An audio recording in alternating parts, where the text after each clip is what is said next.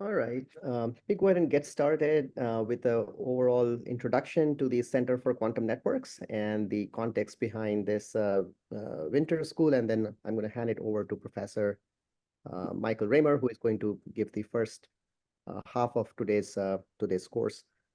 First of all, welcome everybody, and thank you for joining in such large numbers. This is the second time we are offering the Winter School as part of the National Science Foundation funded National Engineering Research Center called the Center for Quantum Networks. The ERC program is one of the flagship programs funded by the National Science Foundation, started in the 1985, in the mid-80s, and the ERC program funds a research program that is right at the cusp of where a 10-year-long sustained, highly interdisciplinary research spanning multiple disciplines can bring an area to a point where it is ready for wide-scale adoption and acceleration by the industry and the society. This is the first ERC that has been funded in any topic related to quantum technologies. The Engineering Research Center called Center for Quantum Networks was established roughly 3 years back. The University of Arizona, based in Tucson, is the lead organization with these 3 other core partner universities, MIT, Harvard, and UMass Amherst, along with many other universities that are part of the center, including University of Oregon, where Professor Raymer is.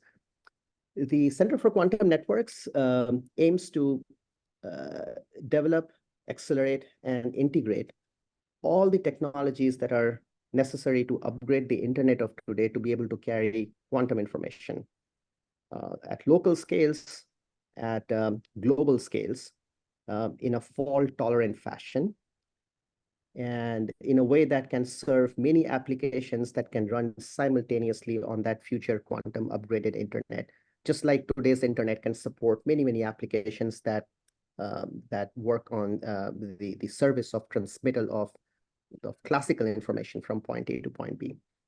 The center involves research spanning all the way from material science research, looking at novel forms of quantum memory and hold on to a qubit, to ways to interface that qubit between these silicon vacancy color center-based memories that you will learn about in other courses in this winter school, to photonic qubits, which happen to be the only carrier of qubits that can actually fly long distance over optical fiber or free space, as this picture shows that a quantum satellite connects to long distance ground-based observatories to send quantum information. And then from there on, it goes up a layer to a point where you generate entanglement between 2 distant nodes connected by an optical fiber, and do entanglement distillation, which is a form of cleanup of entanglement using quantum logic to do quantum gates on those qubits. There's research on error correction theory, and again, a layer up to people who are looking at things like routing protocols and scheduling protocols to transmit quantum information among multiple nodes in different forms and so forth. And then a layer up where computer scientists are looking at things like network tomography, and finally on developing various applications that can benefit from this service that this new internet will provide. The Winter School is an initiative that was led by Professor Raymer, who will tell you a little bit more about that in a second. And our objective is to take learnings from our research and the background that underlies this research that went into building this center and the ongoing work we do, and bring it to a much wider community. We have 4 different levels of courses, level 1, 2, 3, and 4, and you can look at the level descriptions on our website.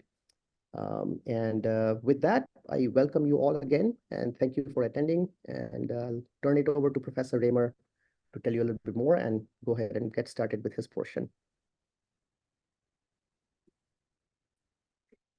Well, hello, everybody. Welcome from many places around the world. It's a great pleasure to work with Professor Guha on this introductory course on getting up to speed on quantum networks.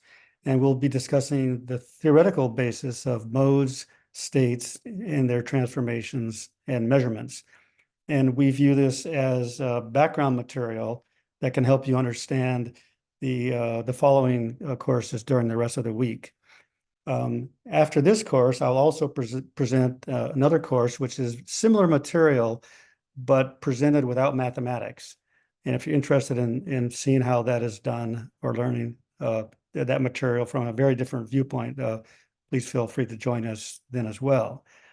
I'm at the University of Oregon, and at Oregon, we have a strong group in quantum optics and trapped ions and quantum computing and quantum networks and so on. And so we are one of the nodes that are members of the CQN, as Professor Guha just described. So let me go ahead and launch into this part of the course.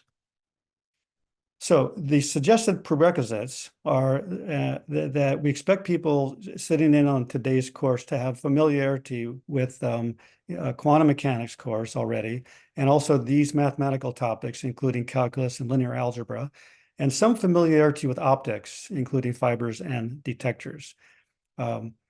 So you'll find throughout the week that the different courses have different levels, and you're feel free to drop in and out of each course as you feel that your level is being addressed or not addressed.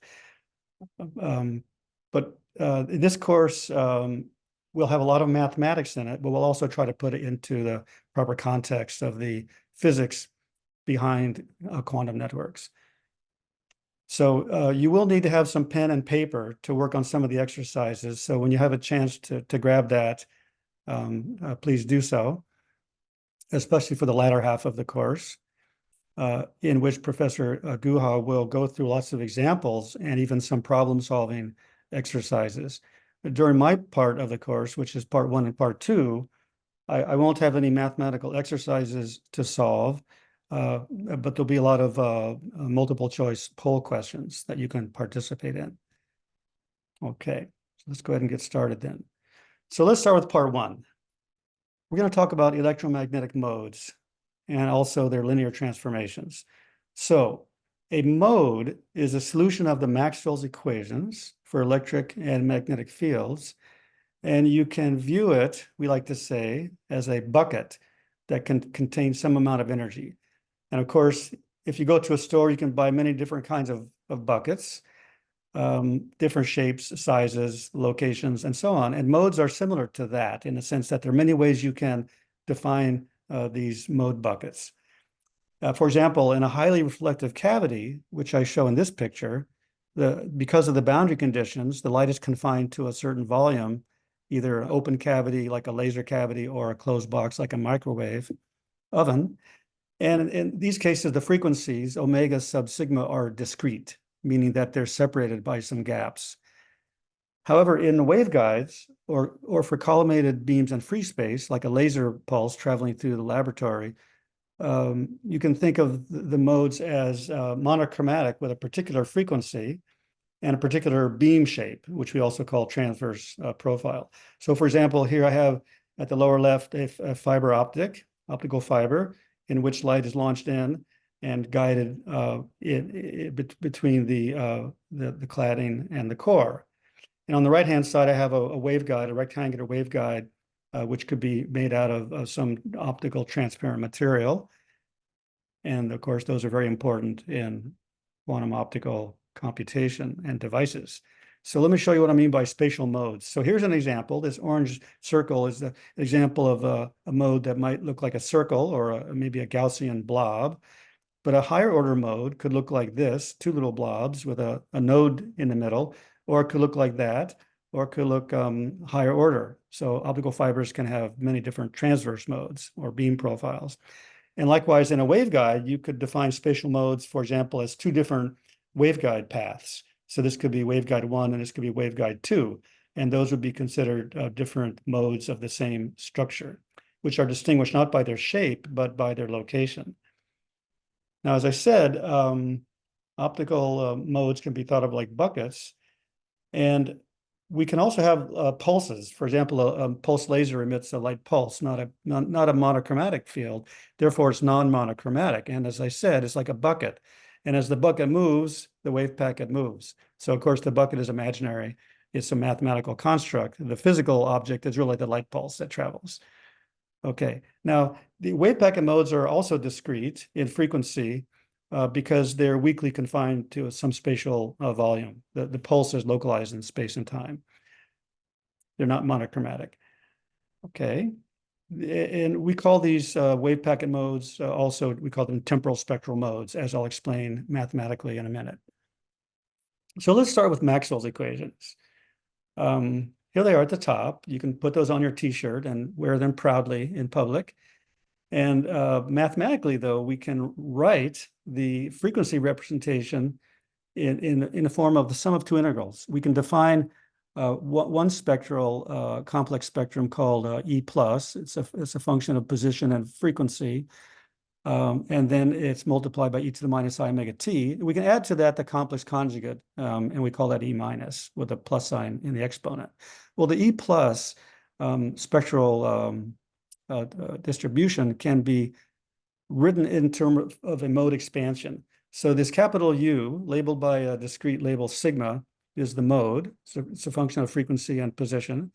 Then we have an amplitude, a dimensionless amplitude, A, labeled by the mode index sigma.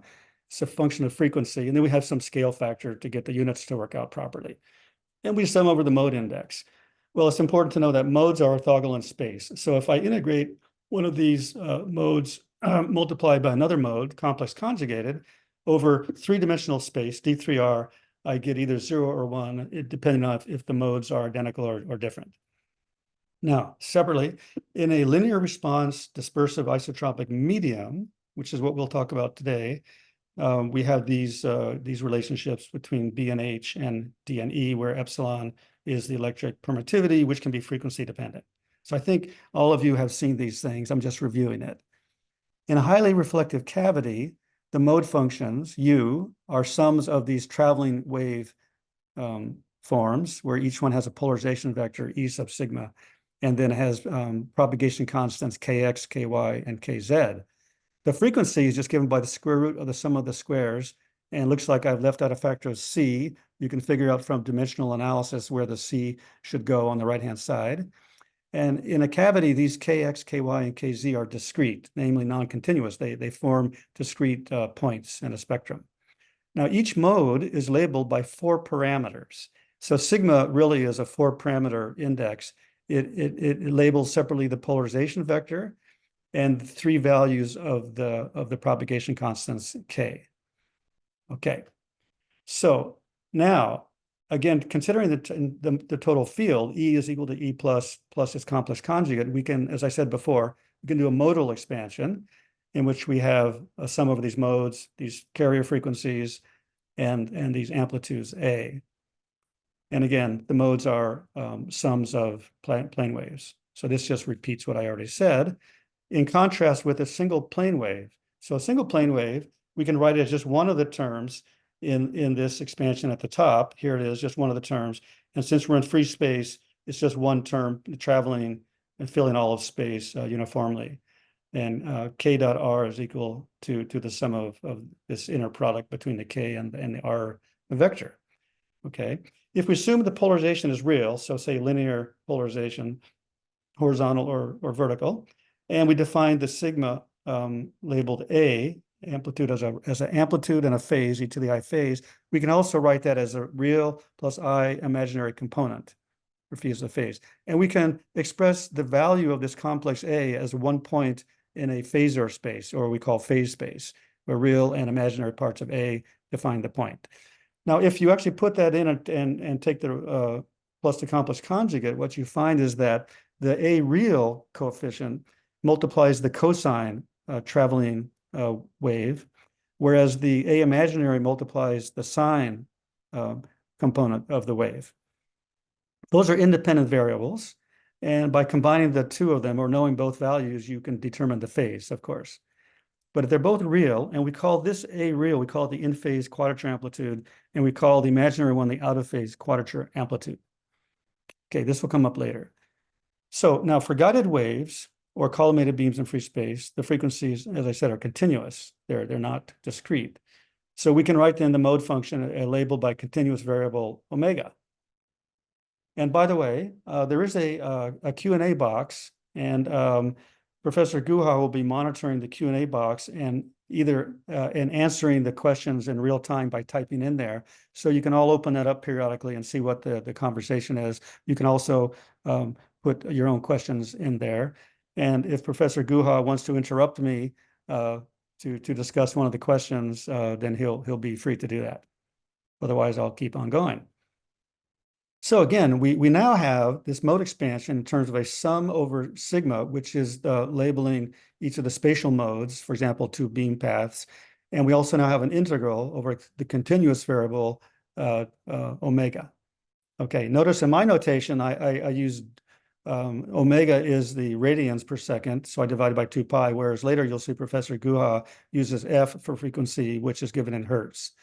So that's the connection between different notations. Different physicists and engineers like to use different notations.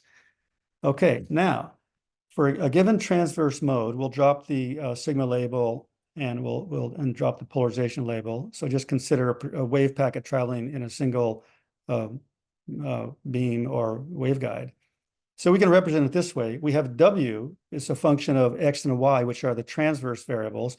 See, Z is the longitudinal direction of propagation. X and Y are the perpendicular directions. So this W just defines the transverse shape of this mode, which I have not drawn. And then we have the carrier, e to the I k z omega z, z or z, same thing. So this is just a wave packet, a classical wave packet. Now, it's important to notice that we can define this function A of omega to form any shape of wave packet that you like. Now, notice I'm talking here about classical optics, classical electromagnetism. I have not quantized anything yet. And the reason is because the modes are the same in classical optics as they are in quantum optics. So it's very important to understand all the mode properties in the terms of classical optics. So let's say we want to represent this A of omega function as a sum, which you can think of as a generalized Fourier series.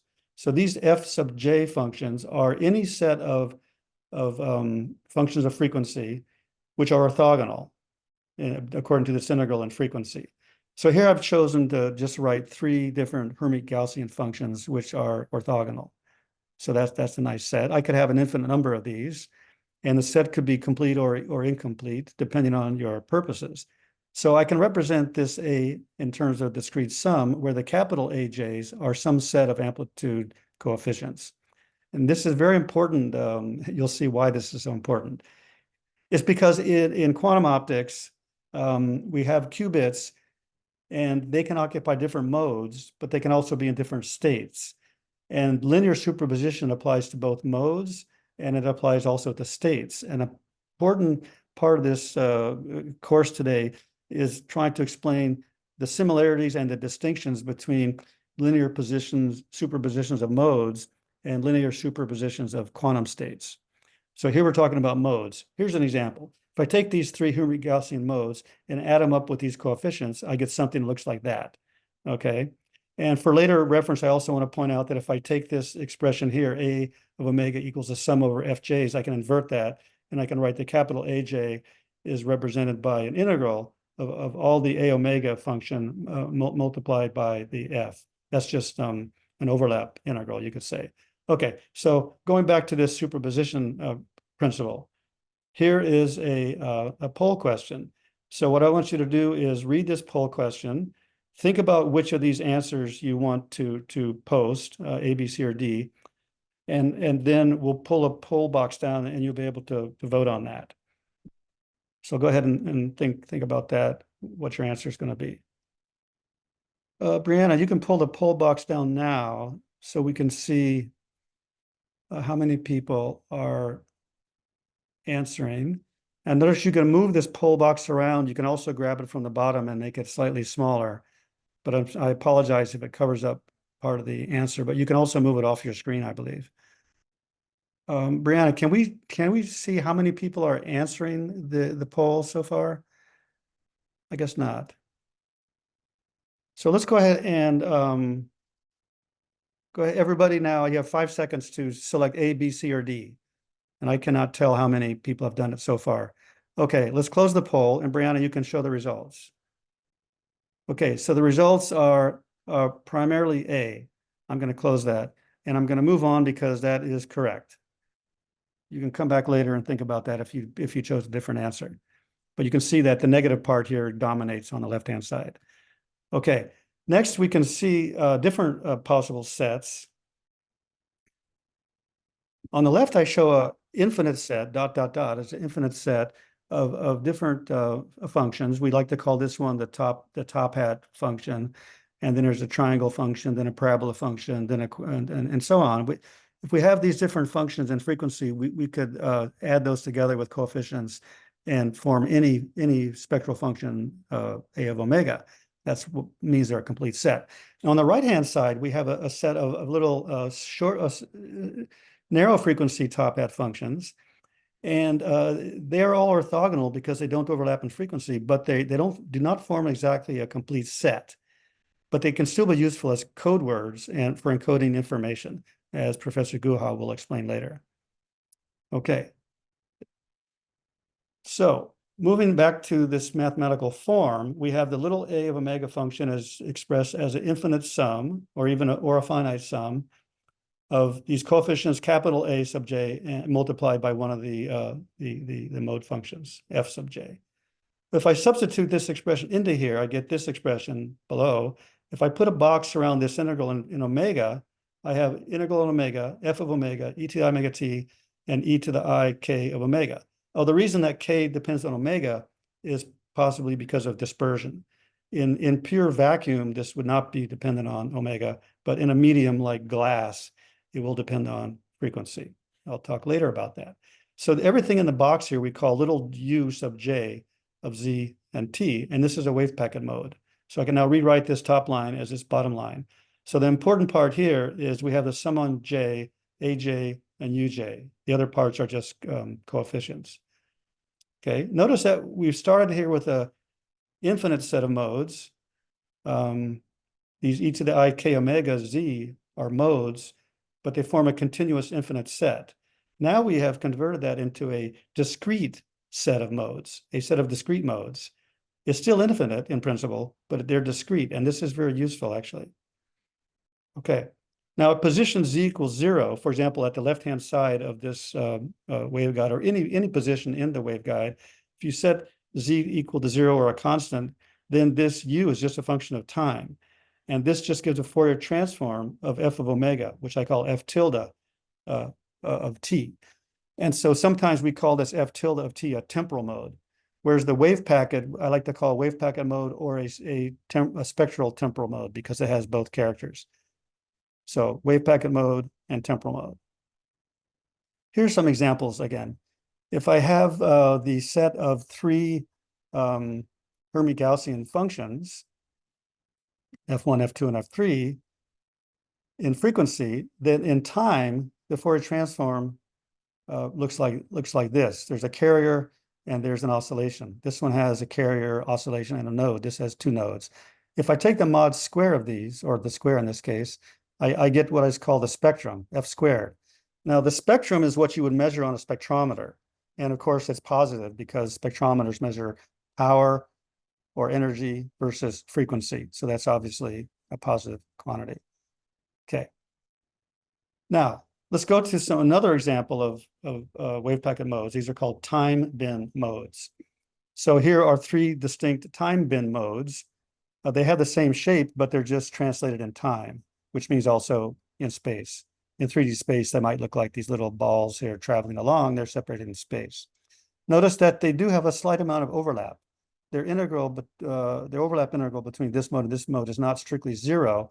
But if the modes are Gaussian and falling off very rapidly and they're separated, then you can approximate that very well as a 0. And that's sufficient for a lot of communication purposes. In fact, that's how the internet works. Okay, so different sets of modes can be used to represent the same field distribution. This is an example now of the idea of changing the mode basis. Okay, and I'm going to go through this fairly quickly, but the idea is you start with some set of modes and some set of coefficients we call here little aj of t, okay, where little aj of t is given by this expression here. And I can now do a mode transformation. U is a matrix with two subscripts, and it's unitary, given by this expression.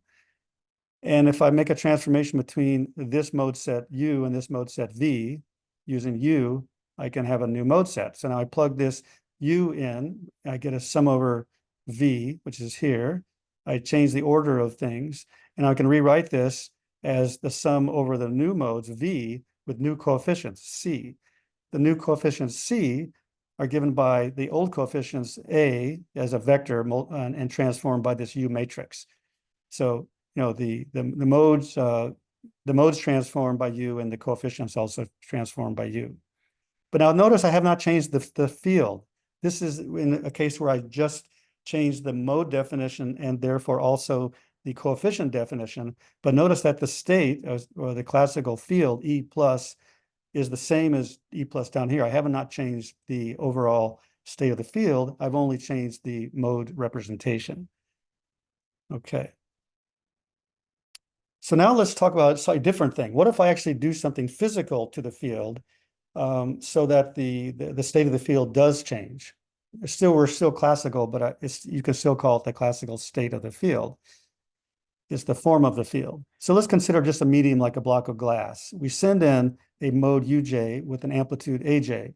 It's monochromatic. It goes through. It just picks up a phase shift, e to the I theta. Well, I can rewrite this in two different ways. I can write this as V times A, where A is the original A, where I just change the mode. The mode is now the old mode multiplied by the phase shift. But equivalently, I could also write this in a different way. I could write it as uj, where I don't change the mode, and I change the coefficient, C, where C now is just the old coefficient multiplied by the phase shift. So see, there's a physical change, but I can attribute that change mathematically to either a change of the mode or to a change of the amplitude. They're equivalent. Likewise, for a 45-degree polarization rotation, half-wave plate is just a little piece of quartz, which is birefringent, which changes the phase along one polarization axis and not the other axis. But the important point is, though, that if I put in a mode which has H polarization, so here I have a little cartoon of the horizontally oscillating electric field going through my half-wave plate, it comes out diagonally polarized, which I call dipole. So it's at 45 degrees. That's what the wave plate does. So notice the amplitude A doesn't change, is A and A. It's just that the definition of the mode or the actual mode does change. But notice that equivalently, I can also write this, the initial state is A times H plus 0 V. There's nothing in the vertical polarization component. And then when it comes out, it's A times UD. But notice I can write that as A over root 2 times U horizontal plus A over root 2 U vertical. That's just a physical. Sorry to interrupt. There's one commenter who said that they cannot see your mouse as you're speaking, as your Is that cursor. right? Okay, thank you for telling me that. I thought I had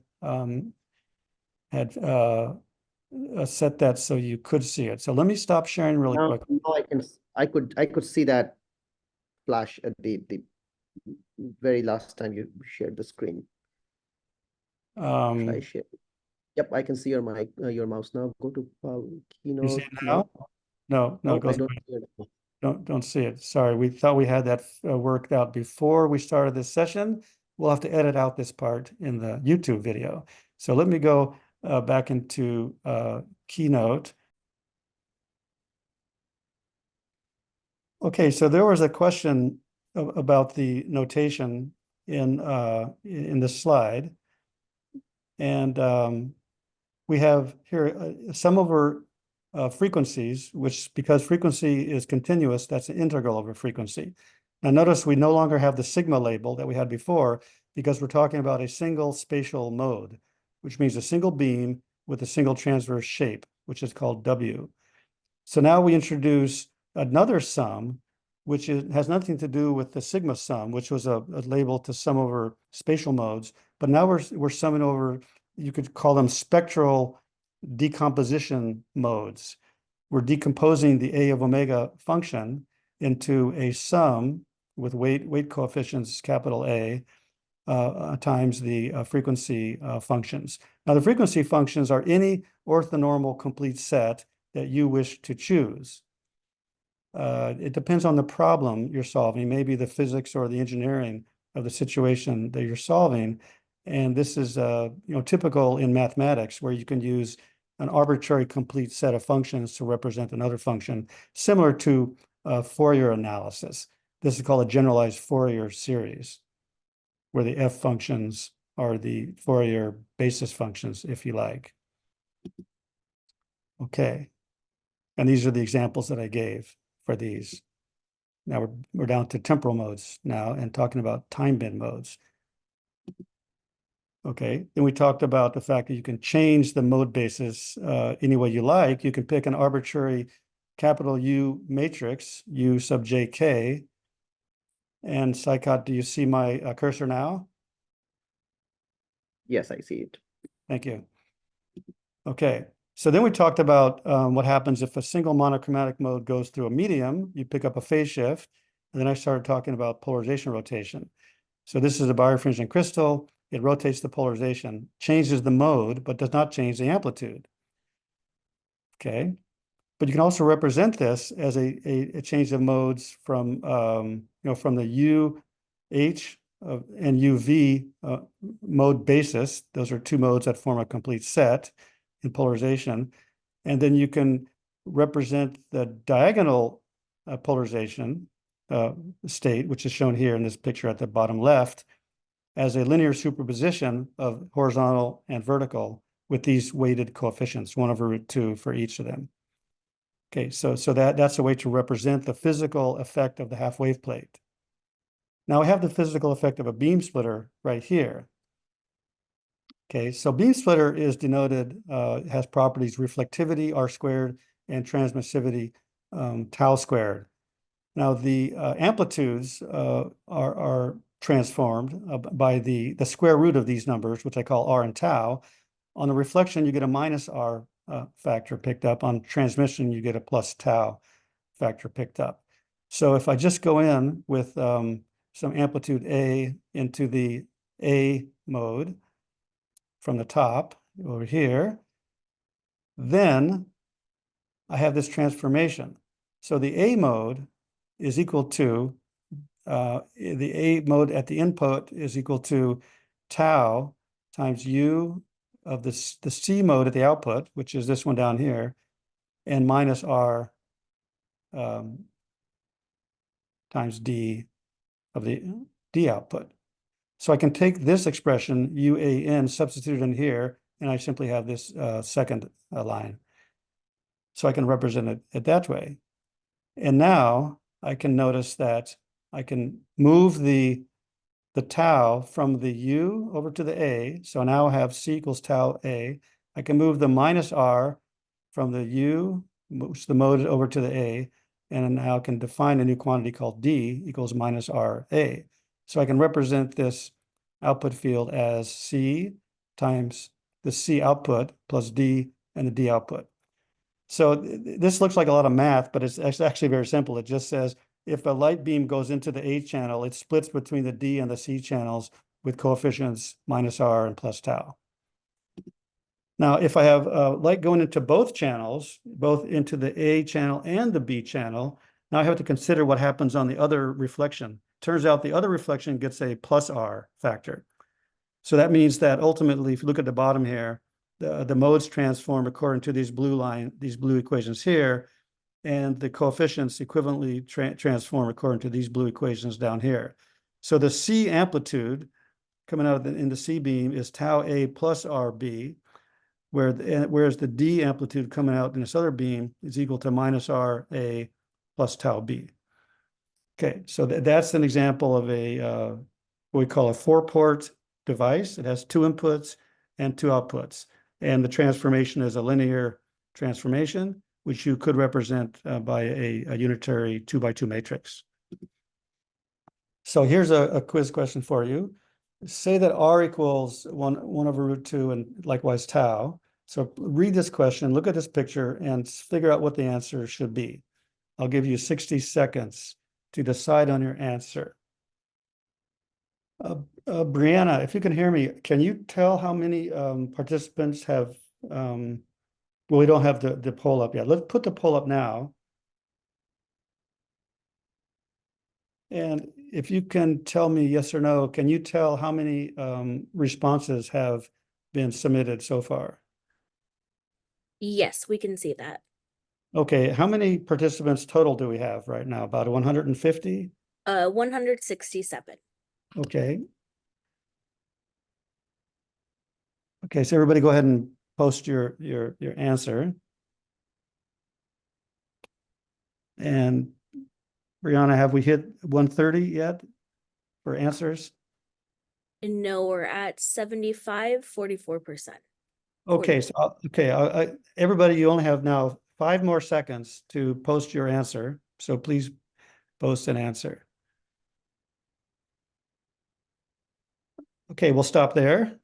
Brianna, please show the distribution. Okay, most people said A, but there are large numbers also said B and C. Okay, that's fair enough.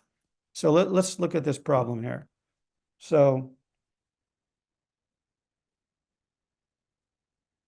I gave you the hint here. I put the minus R on this reflection from A to D, and I gave you the plus R reflection when you go from B to C, as I showed on the previous slide. So therefore, D is equal to A times minus R plus B times plus R. Therefore, you add those together, since R and tau are equal, A is 1, B is minus 1. So you can see what you should get is 0. Am I right, or did I make a sign mistake? D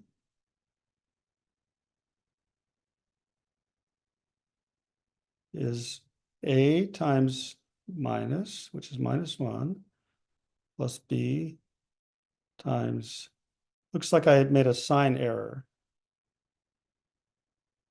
Let's vote on this again. Brianna, go ahead and put the poll up. And we have D equals minus R A plus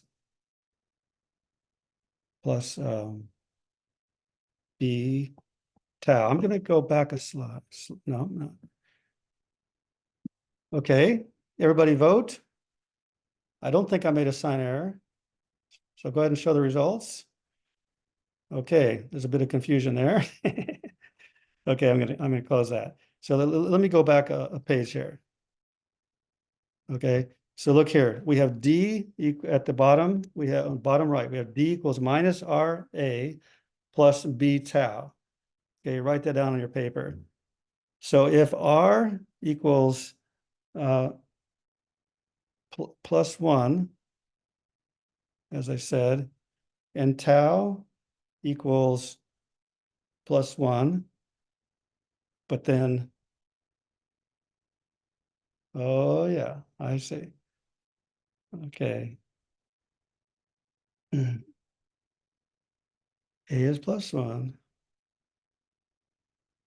Yeah, it looks like I have a sign error there. Okay, I apologize. Okay, let's go on to the next question. I don't want to waste everybody's time here. So let's look at the next question. The optical power in each beam is proportional to its amplitude squared. Okay, so amplitude is C or D. Okay. So C squared is the power coming out of that path, and D squared is the power coming out of that path. So for the same case as above, if the beam A and the beam B both have power 1 watt, what is the power in the C beam? Okay, so since I've made some questionable statements in the previous one, I'm going to work this out. Okay, so D equals minus R A plus B tau. Okay, so that's equal to minus 1 over root 2. A is equal to 1, then plus B is equal to minus 1, And then we have 1/√2. So that is equal to minus 2/√2. Because they're both minus. Okay, now if I square that, what do I get? I get 4/2, which is 2. Okay. So I'm gonna stop that. I have to stop that.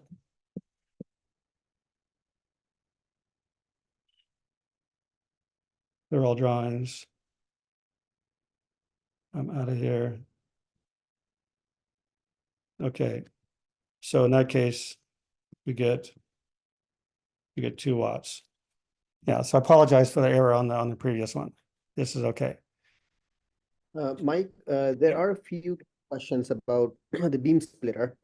I know that I'll be covering the beam splitter as well, so there might be some redundancy that some of these questions will be answered, but maybe it's just there are 2 questions that are related. If you could speak to, one of them has to do with when we talk about beam splitters, can you explain about the phase changes between the R and the T? Yes. And a related question is that why is it that that plus R and minus R, I mean, are they just 90 degrees phase apart? So can you just speak to that a little bit? And I Yes. have a slightly different notation, but I'll talk about some of the beam splitter math again later on.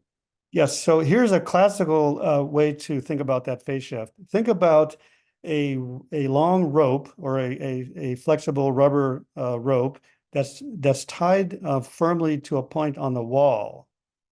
Now, at the other end of the rope, say you're in a lecture class teaching a physics class, if you shake that other end of the rope and make a positive going impulse, when it travels to the wall and hits the wall and it reflects back at you, what happens? It inverts. It goes from positive to negative. Okay, so that's an example of why you get a minus R on the reflection from the top side. Now the bottom side is just the opposite. That corresponds to the rope that's freely moving in space. It's not tied firmly to the wall. So when it reflects off of its open end, it reflects back without inverting. Now, a real beam splitter is made of glass. It has some interface in it. And it turns out that depending on how you build the interface, you can get different phase relationships between reflection and from the one side and reflection from the other side. Now, they're always 180 degrees out of phase, plus minus, but there can also be overall phase shifts on both of them. So we call this a phase convention. And there are other phase conventions that you can use, but a nice way to think about it is the following mathematically. If you think about it, that we have the output coefficients, C and D, and then we have a unitary matrix. We have the input coefficients, A and B. This matrix just has to be unitary. And this example that I've shown here, plus R, plus tau, minus R, and plus tau, is one example of a unitary matrix. But you can have other phase conventions.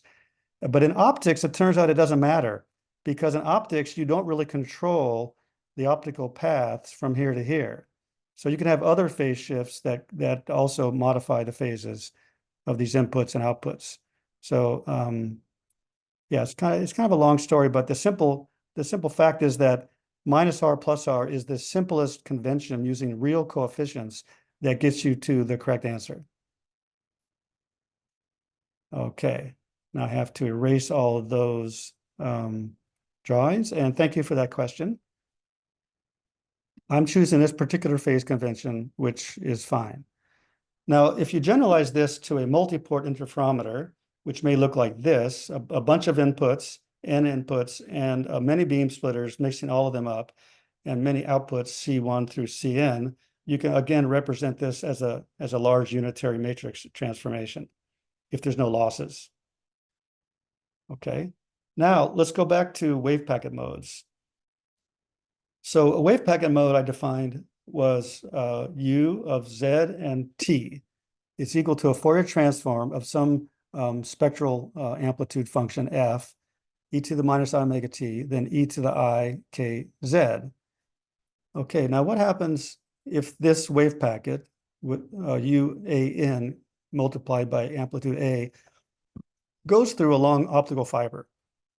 Well, the spectrum's not changed as long as there's no absorption, but there's dispersion. And what that means is that this k of omega function can be expanded most simply in terms of a Taylor series. So a constant at the carrier frequency omega naught, which is the frequency at which the f of omega function is maximum, times the linear frequency difference, and then the quadratic term here. K double prime is the second frequency derivative of k. There's more terms, but just consider these three terms. Well, if you put this expression into here and just rewrite it, you find the following. The omega zero term is just the overall phase shift. The k prime, which is the derivative of k at omega naught, is a time delay by the Fourier transform shift theorem. And then the k double prime term is what's called chirp. And what that chirp looks like is the following. If you send in a wave packet that has a nice uniform oscillation frequency, constant frequency across the entire wave packet, it goes through a long fiber. What happens is the low frequency light comes out first because it travels faster. The bluer light comes out last and because it travels slower in a typical glass fiber. If you wanted to have it the other way around, then you can use what's called a dispersive delay line, which should use 4 prisms. And you can go through some of the mathematics of this later, but it's kind of complicated, so I won't show that. But you can actually engineer the direction of chirp, positive or negative, depending on what kind of device you're using. It's called chirp because that's what a bird chirp sounds like, chirping up or chirping down. Now, another linear transformation for modes is a frequency shift.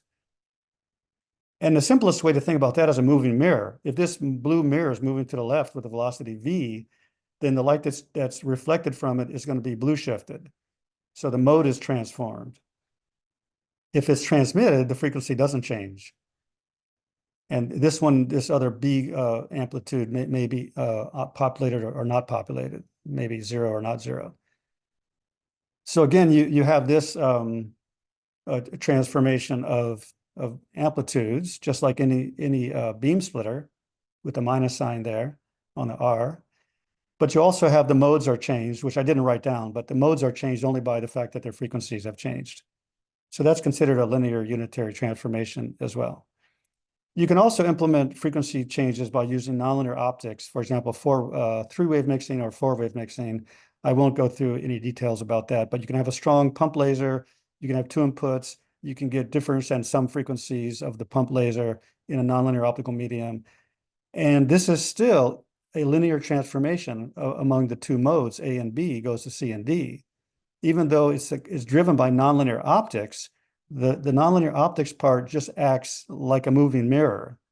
So it doesn't make the transformation between these mode amplitudes nonlinear. It just provides energy or takes away energy, changing the frequencies. The final way to make frequency changes is with an acousto-optic modulator. Many of you are familiar. You send a laser beam in, it gets diffracted into different orders. The frequency shift on each different order is given by the original frequency plus some integer times the frequency shift, capital F. And again, you have many modes, both at the input and at the output. And again, you have a linear unitary transformation.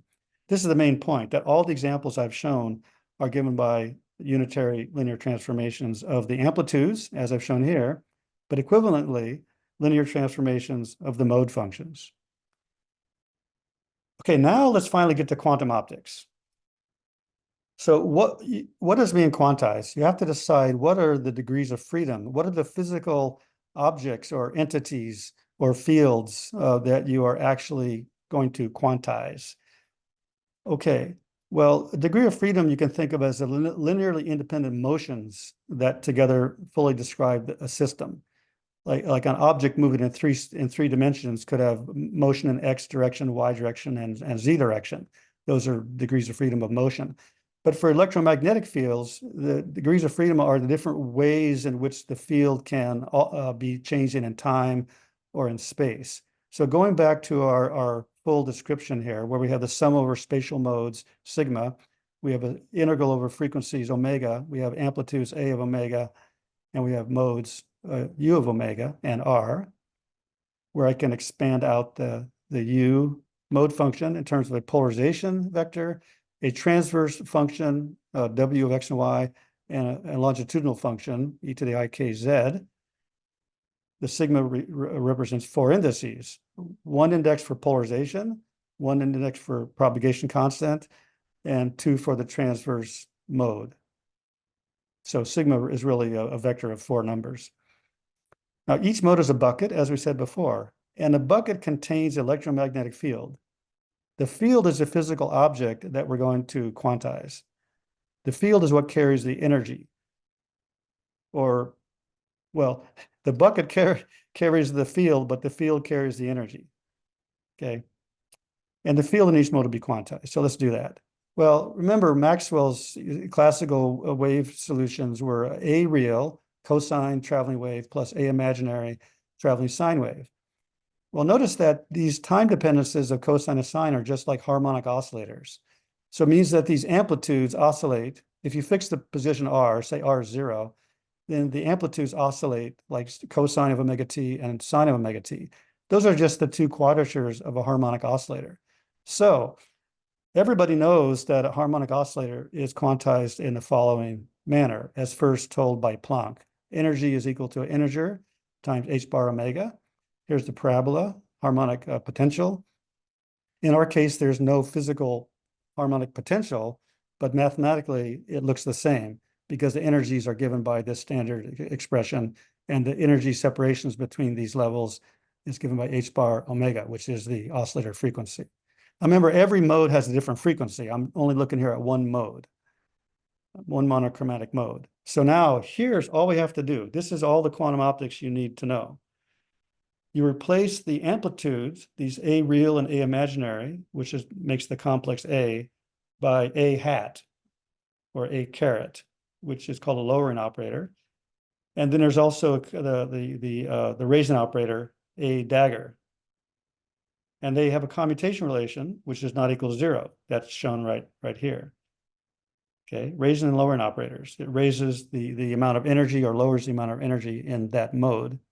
Also, we have to replace the scaling factor E with this expression, the square root of h bar omega. That's where Planck's equation, Planck's constant enters the picture, right there in that coefficient. And then there's a volume of the mode to get the units to work out properly. So E squared now is that, which is like the energy of 1 photon distributed throughout the volume. It's the energy density. And then finally, the Hamiltonian operator, h hat, which is the energy, is the h bar omega. And then you can show just by algebra, which I think most of you have seen, A dagger A plus 1/2. And the half is called the vacuum field energy. Okay. So now, here's the quantum optics step. This little arrow does all the magic. You replace the total electric field with an arrow and call it E hat. So E is no longer a function, it's now an operator, but it's kind of an infinite operator, as I'll show later. Here we have just one mode, so it's simple. It's just the A real operator and the A imaginary operator. Notice the mode function, the oscillations are still the classical. It's only the algebra of the amplitudes that makes everything quantum. So that's how the operators are elevated to quantum objects, quantum mathematics, and the form of the quantum states can be derived from the commutators, this commutator here, which I think most of you have seen before. Okay, so if we have a box and we have some set of modes, I'm going to use now J to label the modes. We sum over those modes. We have A, J hat for the operators, which obey the commutators. We know from elementary quantum mechanics that the number eigenstates of a harmonic oscillator are given by this expression. N number state is equal to the vacuum raised n times by the raising operator, then some normalization constant. We also know that the n eigenstates are eigenstates of this equation, where the energy is omega times h bar, and the energy of the harmonic oscillator is given by this. So here we introduce the quantum states, n, the number states. Okay, we say that this state of the field has n photons worth of energy. Here I slipped in the word photon, but really, you don't need the word photon at all, because we're just talking about a field. What's the state of the field? It has a certain amount of energy or has some other energy. Nothing to do with photons, really. Okay, we quantize the field, not the photons. There are no photons in this picture, really. I'll explain that later. So, but now remember, the field is really made up of an infinite number of electromagnetic modes. Therefore, there's an infinite number of these kind of expressions here. So therefore, the state is written as what we call tensor product. It's the state of the A mode with n photons in it, combined with the state of the B mode with n B photons in it, combined with every other state of every other mode. And these x's are called tensor products. And we can also express the entire state in even a more compact way by having a product of these Raymer operators raised to the nj power, and they all operate one by one on the global vacuum state, vac, producing this state up here. Okay, so that just says, in words, the state of the total field, you can think of it if it's an energy eigenstate of the simplest type. It just means that every mode of the field is an energy eigenstate, and it has a certain number of excitations in it, or a certain amount of discrete energies in that mode. Okay, moving along. In a waveguide, we've seen earlier that the modes should be thought of not as discrete, but as continuous. So let's talk about a given spatial mode. So just think about an optical fiber with a single transverse mode in it. Well, there's still many frequencies you can put in there, right? So that means, as before, we have now an integral over frequency, omega. We have this amplitude, E of omega, which actually is given by this expression down here in the box, the square root of omega, h bar omega over 2 epsilon c. And then we have our operator. But now notice our operator is labeled by omega, which is a continuous variable. And our modes are also labeled by continuous variables, omega. As before, it's all classical. But now the difference is when we quantize this continuous operator A, we have a different kind of commutation relation. Now the commutation relation between A and A dagger at two different frequencies is now given by a delta function as opposed to a Kronecker delta. So that's just the continuous version of a Kronecker delta. So in other words, it's zero if the frequencies are different. Okay. And if we have multiple spatial modes, now we consider what happens if there's many spatial modes. We have to add back our sigma mode label, and then the commutation relation picks up a Kronecker delta, which just says that if sigma prime does not equal sigma, this is zero, which means that the operators in two different spatial modes always commute, which means they can be independently measured according to quantum mechanics. Okay, so now we have our bucket picture with a traveling wave packet mode. And just like in the classical case, when we said that we have this discrete sum over the discrete wave packet modes, uj, which are these temporal spectral modes given by this wave packet, and we have these weighted functions called aj. And remember, the aj's can be expressed in terms of some set of mode functions, fj, which are the temporal mode functions for each mode, each wave packet, times a of omega. That was the classical expression. And the quantum expression, we just do the same thing as before. We have this classical expression. We replace the a of omega with a hat of omega. And otherwise, it's the same expression. But now, amazingly, because these fj's are orthogonal, if you look at these capital AJ hats, these raising and lowering operators for the wave packet modes, they commute now with a Kronecker delta. So we've gone from a continuous commutation relation for the A of omegas to a discrete commutation relation for the capital A's, which are the raised and lowering operators for the wave packet modes. Now, this is something that's not taught in normal quantum mechanics textbooks, but it's really important in quantum optics because when we try to encode qubits for quantum information, we have to know precisely what modes we're talking about.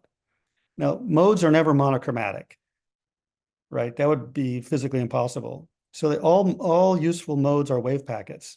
So this is really important to understand how you quantize the electromagnetic field in terms of these traveling wave packet modes, because that's what carries the quantum information in a quantum network.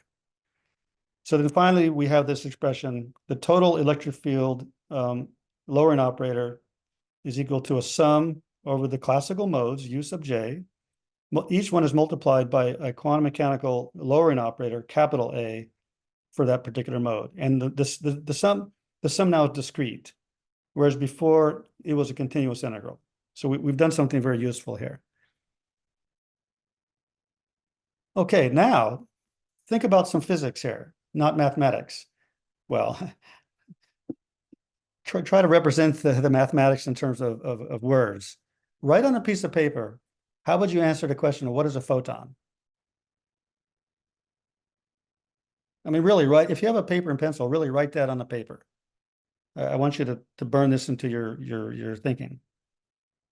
How would you tell somebody what is a photon? Okay, I'm going to show you one possible answer. I think some of you will probably have thought or written down. It's a quantized lump of light energy. That's a loose way to say it, right? So what's really going on is you have the vacuum state. If you start with the vacuum state, there's no energy, nothing that you can measure. And then somehow the vacuum state of the field is excited to a new state, which we call a single photon state. Okay, a photon is not a particle. It refers to the state. A photon is the name we give to a single excitation of the quantum E&M field. So whenever you hear the word photon, translate that in your mind instantly to single photon state of the field. It's not a particle. In this way of looking at the problem, it's not a particle. Okay, next one. Write on paper, how would you answer what is a E&M quantum field? You've heard of quantum field theory. We just talked about quantum fields. But what is the quantum field? Okay, maybe you've written something. Here's one possible answer. It's an infinite collection of quantum mechanical harmonic oscillators. That's right, just what I was just explaining. But this is a nice way to summarize everything I just said. The harmonic oscillators themselves are referring to the modes, but remember, we can define modes in different ways depending on our purposes, how to best fit the modes to the problem you're trying to solve. But no matter how you define them, there's always an infinite number because the frequencies can go from DC all the way up to, gamma rays. So there's always an infinite number, and there's also an infinite number of ways you can distribute those in space. So the field itself is the harmonic oscillators. Now, the field operator is something different than the field. The field operator is the operator that creates or annihilates the excitations in the field. So E plus with a hat on it is an operator that annihilates excitations of the field. So we like to say that it annihilates photons, but what it really means, it's a lowering operator. It removes energy from the field. So that's just the best way, not the only way, but the best way to think about photons and quantum fields for the purposes of quantum information science. It may be different in high energy particle physics because I just said the word particle, right? But for optics, it's better to think in terms of the states of the field. Okay, so that was a little bit of philosophy. Now we'll talk about the field operator in a little more detail again. So here's a single photon state of a single mode. It's monochromatic. We take the vacuum, we define a particular mode, which has its associated operator A on that mode. We operate A dagger on the vacuum, and this would produce mathematically an infinite traveling wave of monochromatic light of frequency omega. Okay. Now, we can also expand the field operator on a wave packet basis, like we did on the previous slide, we know. Therefore, the state of this wave packet mode, which contains exactly one photon of energy, I call 1 in a ket, and that's equal to the capital A operator dagger operating on a vacuum. Where the capital A operator, remember, was a sum of well, no, it was equal to the F function. I didn't actually write this down. Let me annotate this here. On this slide, I should write this down. So remember, AJ is equal to the integral of d omega over 2 pi Fj of omega A of omega. And we put hats on those. So the form of the Fj, that's the spectral amplitude defining that mode or that wave packet, is what defines the A operator. And if you dagger that, and I act that on the vacuum, you've created now a state of the field that has one photon in that particular wave packet. Okay, very good. Now here's a question. A single atom is prepared in its first, which is the lowest electronic excited energy state of the atom. Here's the atom over here. And then it's left to decay spontaneously. How many photons are emitted? Brianna, you can show the poll box. Well, I think that's long enough because it's a simple question. So let's go ahead and close the poll, Brianna, and see what we have. B says 1. That is absolutely correct. I'll close that. So it's 1 because we have one atom and it's been excited to excited state. And according to quantum mechanics, even though it was well known 100 years ago, this atom, when it decays to the ground state, there's a quantum jump from the excited state to the ground state and emits one photon. Now, interestingly enough, the temporal mode that's emitted by this one atom looks like this. It's 0. Now we excite it. And now there's an exponentially decaying amplitude of that temporal mode. That's what, if you like, that's what the photon looks like. That's in time. Of course, it's a wave packet traveling out away from the atom. So now let's do the poll question number 5. Read that poll question and put up an answer. You can move that box out of your way. Okay, yeah, show the results. C says F squared, and that's absolutely correct. We said earlier that the energy contained in a mode is equal to the amplitude squared. And in this case, you can think of F of omega as being kind of like a wave function for that photon in frequency. And since we use a prism here to disperse out the frequencies and we measured a spectrum, how many of these pixels will click? Only one. It could be the red pixel, could be the green pixel. Because this temporal wave packet is very short in time, that means it's quite broad in frequency. So if you measure it in frequency, then the square of the wave function, F of omega squared, gives the quantum mechanical probability. So I didn't really say that before. I'm kind of leading you through step by step. Most of you got that answer. If you didn't get it, think about that. It's a wave function squared.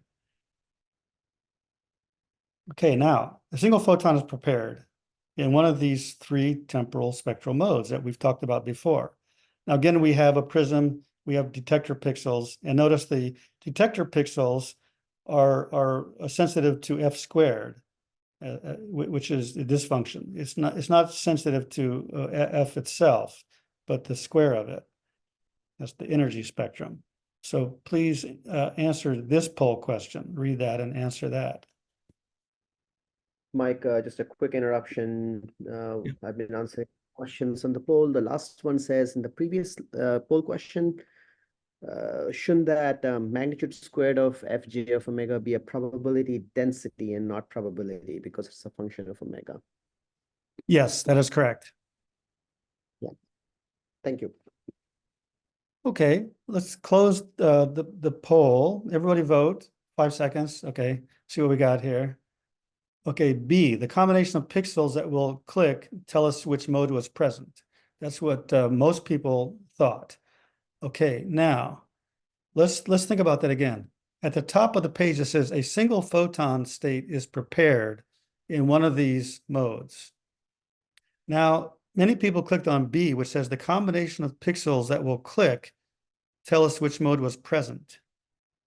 But think again, if there's only one photon in the field and it strikes an array of pixels, think about how many of those pixels could actually click. 0, 1, 2, 3, or 4. And then answer the poll question again. So Brianna, please run the poll box again. Okay. Now, good. This is much better. It's either A or C. C says it's not possible to tell which mode is present. Now, that's actually the correct answer, C. Because each of these modes has a probability density to make one of these pixels click. Any pixel that clicks could have arisen from any of these modes because all these modes have non-zero probability to make each of these pixels click. So the answer is that this method does not tell you which mode you have. Now, Professor Guha will talk in his lecture about ways of determining which of these wave packet modes you actually have. And the difference, you see, the problem is that they overlap in time. You can see these wave packets in time, but they also overlap in frequency. So normal ways of just measuring time and frequency do not tell you which mode you have if there's only one photon. You need to have a more sophisticated measurement device, which he will explain to you. Okay, very good. Here's a question. Please read this question. This is not a philosophical question, but this is a difficult question.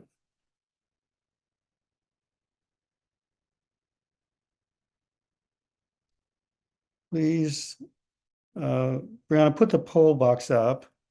I'll give you 20 more seconds on this one. Okay, good. Okay, good. So the question is not a trick question, but the answer is a trick answer. The answer is all 4 of these. And that's meant to be kind of a joke, but it's really true that B is kind of the best answer. It's the volume of the temporal mode. That's the part of space where the photon exists. That mode could be infinite in size, in theory, if it's a monochromatic infinite plane wave. But also, if you talk to a high energy theorist, a particle theorist, they'll tell you, oh, a photon is a point particle. So I've drawn a point over here on the right-hand side. And that's also a true statement. So if you think of photon as a particle, it's a point, just like an electron is a point, has no size. But if you think of the photon in terms of the state of a quantum field, then B is the best answer. It's equal to the volume of the temporal mode. Okay. And it's not possible to make the state, it's not possible to make the volume of a temporal mode less than a cubic wavelength. So you can't not shrink it down to a point. So this is why this is not a philosophical question, but it's a question of interpretation of how you think about the equations of mathematical physics. It's worth thinking about the distinction there. Now we're going to move on to qubits because we're talking about a quantum internet. So a qubit is a 2-state quantum mechanical system. and represents a basic unit of quantum information. Well, we know that we can store qubits in the spin of electrons, which I portray as spinning tops, clockwise or counterclockwise. We can also store qubits in terms of clockwise or counterclockwise current loops in a superconducting device. But those are called stationary qubits. But for quantum internet, we want to use what's called flying qubits. And those really should be photons. They need to fly from one city to another.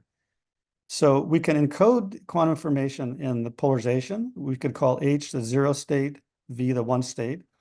We could encode information in the time of arrival. We could call the early and late states of a single photon 0 and 1. We could code information in frequency, and we could call red a 0 and blue a 1. And notice it is possible to have, actually we just discussed it, a single photon state can be a superposition of different colors. That was the previous example, right? The prism hits 4 pixels, and any one of those 4 pixels could click. That means when you measure the photon frequency, you get a certain answer. But before you measure it, it's a quantum superposition of different colors. That's what a single photon wave packet really means. Or we can encode the quantum information in which beam path the photon is traveling. Okay, so don't confuse the qubit label 0 and 1 with the photon numbers 0, 1, and 2. I hope it's clear from context. So let's talk about this. Let's talk about encoding in time-bin modes. So we have an early mode and a late mode. Time is on the horizontal axis here. So we have these wave packets, U early and U late. We can make a single photon superposition state this way. We have a superposition of creation operator for early and creation operator for late. And we can use this simple notation E and L for the states that are produced. The state, yeah, you could produce an E state or an L state, but if you do a superposition, you get the E plus L divided by √2 to keep it normalized. Now, if you go and detect the photon with a very fast photon detector, you determine, does it arrive early or late? Well, you're going to get early or late, right? You can't get both. And it's a roll of a dice. It's really quantum probability, which is intrinsic in nature and does not derive from any sort of hidden variables or other mechanisms. It's truly intrinsic randomness. That's, in fact, why people use experiments like this to generate quantum random number generators, which are perfectly random, you can prove, and they have no pattern. The point about classical random number generators is a computer generator always has a pattern which can be detected by some mathematics. But a quantum number generator produces random sequences which have no pattern, and they therefore cannot be reverse engineered if you're trying to use it for encryption. Okay. So it's true for any other kind of encoding, this whole little discussion here about qubits. Okay, poll question. Please read this poll question and answer. I'll give you about 60 seconds. Okay, let's end that. See the results. And the most answer is A. Some people said B. Now, that is a very interesting answer. And I like both answers, but the correct answer depends on, again, your interpretation of a photon. If you think a photon as a particle, like an electron, then it's a superposition state, right? Early or late. But if you remember that the word photon means the state of a field, well, this is the field. The field could be in 2 possible states. So in that sense, it's superposition. But if you now think about modes, we have an early mode and a late mode. Okay. So in fact, it's actually an entangled state of the field. It's a subtle point, but very important. Here's how I'm going to explain that. The global state of the fields in the 2 modes is entangled because you can write it this way. The state is equal to 1/√2 times the sum of 2 terms. It's 1 photon in the early, direct product with 0 photon in the late, plus the other possibility, 0 photon in the early, and one photon in the late. So if you think in terms of the late and early wave packets as two modes, these are two different harmonic oscillators. They're physically different objects, and they're actually in an entangled state. You cannot write this state as a product of the early state and the late state. So this is very important. It means that having just one photon, you can produce entanglement if you recognize that the entanglement is between field modes, not between photons. So you probably are much more familiar with the idea of having two photons and they're in entangled states. That's fine. But this proves you can also have entanglement in the field if there's only one photon present. Whole question. Please read this one and try to answer it. I have been answering most of the quantitatively answerable questions, but there were some philosophical questions in the Q&A you may want to look later on about the size of the photon that I'm not going to answer. Okay, so like you say, we have less than 15 minutes left before you take over, correct? Sure. Correct, yeah. So I will have to accelerate and skip some things. Okay, let's show the poll results here. Okay, and I'm gonna move quickly. Most people said B, okay, and that looks like it's correct. So I think you see the point that this can be written as one photon in C and zero in D, plus zero photon in C and one in D. So the field is entangled, although there's only one photon. Okay. Now we go to the case of having two photons, okay? And let's say that each photon can be in the early or late. Let's say we have a red photon and a blue photon. The red photon can be early or late. The blue photon can be early or late. We can make this state now. Somehow we can make the state. It's not hard to make the state, actually. We do this in our lab at the University of Oregon. So the state is shown here. It's red early has one, red late has nothing. No. Blue has one late and blue early has nothing. But now we superpose that state of two modes with this state of two modes. And that makes an entangled state of the modes, right? And likewise for any other encoding. So now you can see how we can describe the state of two photons, which means two excitations of the field. And this state of the field is also entangled. Okay, if you detect one photon, it spontaneously decides which mode it will be found in. Then the other photon, here's a poll question, but since time is running so short, I'm just going to run through the answer.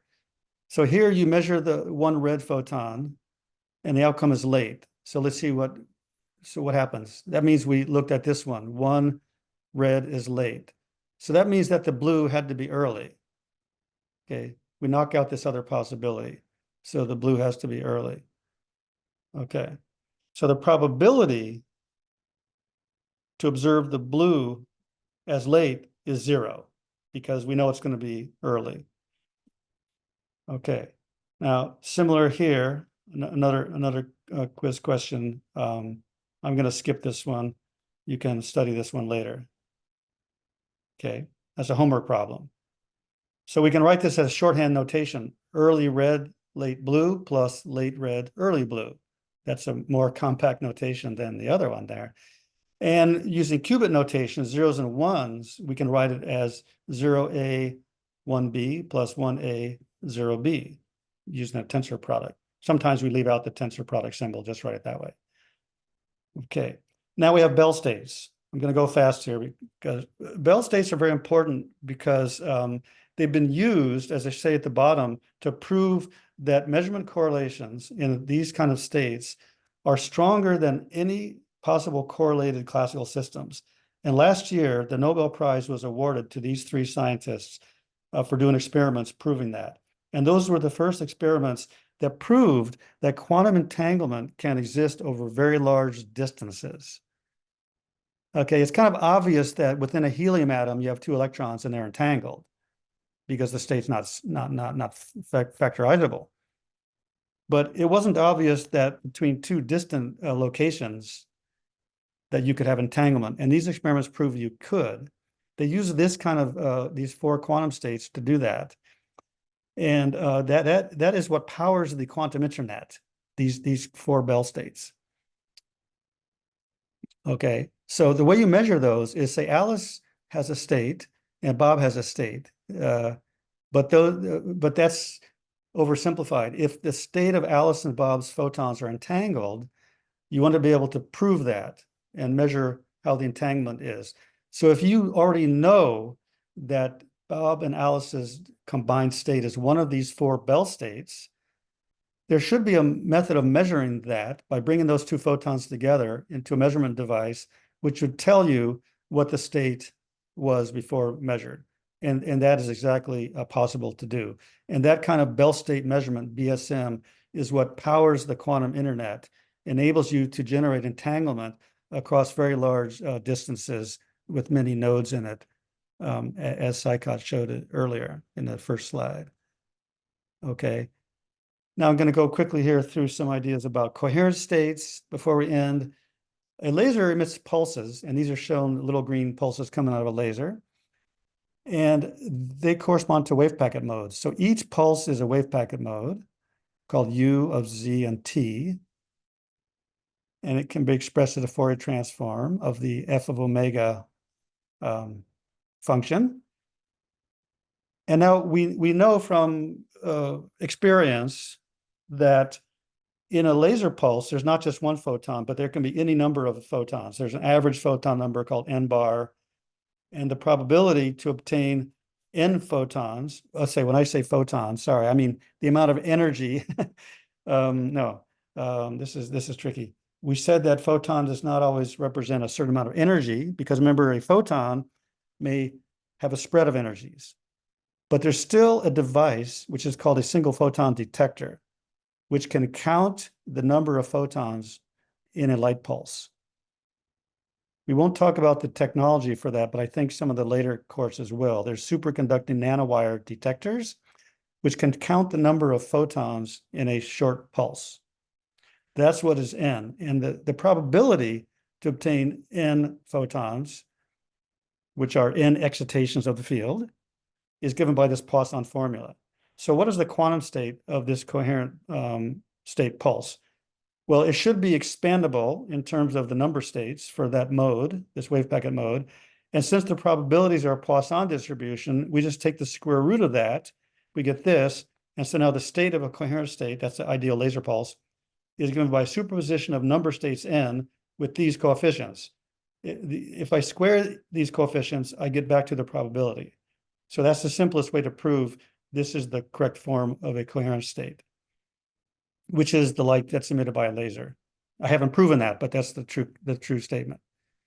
And one little mathematical detail is that you can show that the these coherent states are eigenstates of the lowering operator for that mode. So a lowering operator on the state is equal to a constant called alpha times the wave function. So you see that's an eigenstate equation. Okay. And another important point, which I think Professor Guha will also use, is that if you take a coherent state, which is called this psi here, which we had on the previous slide, and you calculate the expectation value of the lowering operator, you get psi alpha psi, because A on psi is alpha psi, and alpha is just a number, so normalization spits out a 1, and you get an alpha. So the expectation value of the lowering operator is alpha. And remember, alpha was the quantity that sits in this probability function. Alpha is the square root of the mean number of photons in the pulse. Okay. So therefore, the expectation value of the E lowering operator is given by the transverse mode function times alpha, which is that mean photon number square rooted, times the wave packet mode, which this whole thing looks very classical. So that's one reason why we say that coherent states are approximating classical states of light. And laser pulse is the most classical example of a state of light that you can produce. And alpha may be complex, so we can write alpha as the modulus and e to the I theta.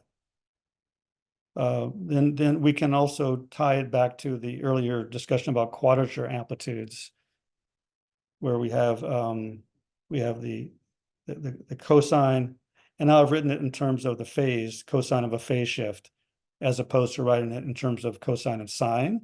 But you can do some trigonometry and expand this out in terms of sine and cosine. So this is what the classical wave packet looks like in the total field E plus E plus conjugate. This is now the actual real electric field expectation value. Remember, in quantum mechanics, there's fluctuations.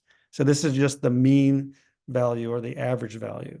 But if you go ahead and measure A or E on a shot-to-shot basis, you will see fluctuations in the value that you measure. In fact, at the University of Oregon, in my laboratory in 1993, we did the first experiments where we actually measured the full distribution of the fluctuations of electromagnetic fields using homodyne detection. Okay, so we're going to take a 5-minute break, and then we're going to move to Professor Guha's portion of the presentation. So you feel free to run off for 5 minutes and have a cup of tea. If anybody wants to stay and listen to some answers to a few more questions, I'd be happy to respond to questions that maybe Saikat has. Hey, thank you, Mike. I believe I have answered about 50 questions. There are a few questions that I did not answer that had to do with the size of the photon. And maybe you want to ruminate on that, Mike. This had to do with your philosophical poll question with all correct answers. And somebody's asking, can you upper bound the size of a photon? And another person is saying, if the photon has size 0, are we dissociating the notion of the electromagnetic field from the photon itself, because the EM field would have non-zero size, and so on. If you want to talk a little bit more about that, I'll go get a cup of tea myself and be right back. Okay, very good. I'll do that. Okay, so that's why I call it a philosophical question. But it's really not philosophical. It's really a matter of interpretation. Sorry, not interpretation. It's a matter of how you like to think about the theory of quantum mechanics. And let me put it this way. You can formulate quantum mechanics in terms of just fields. And so there's no such thing as a photon. There's only fields and states of fields. And of course, modes. So you define the modes and you define the states. You never use the word photon. Okay? That's fine.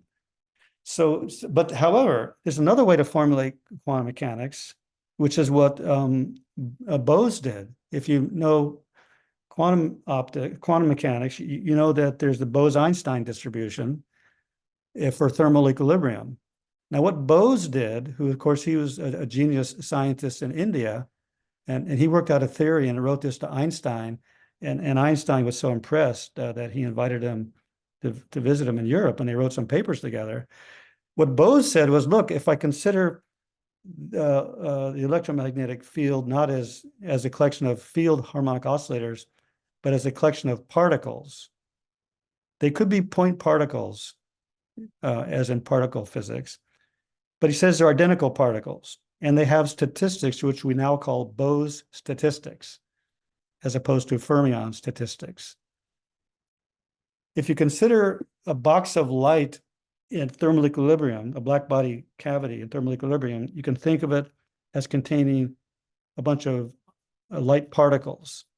They're called photons. They're point particles. They're identical, and you can do statistics on them. And from that picture, you can actually build up the picture of the quantum field.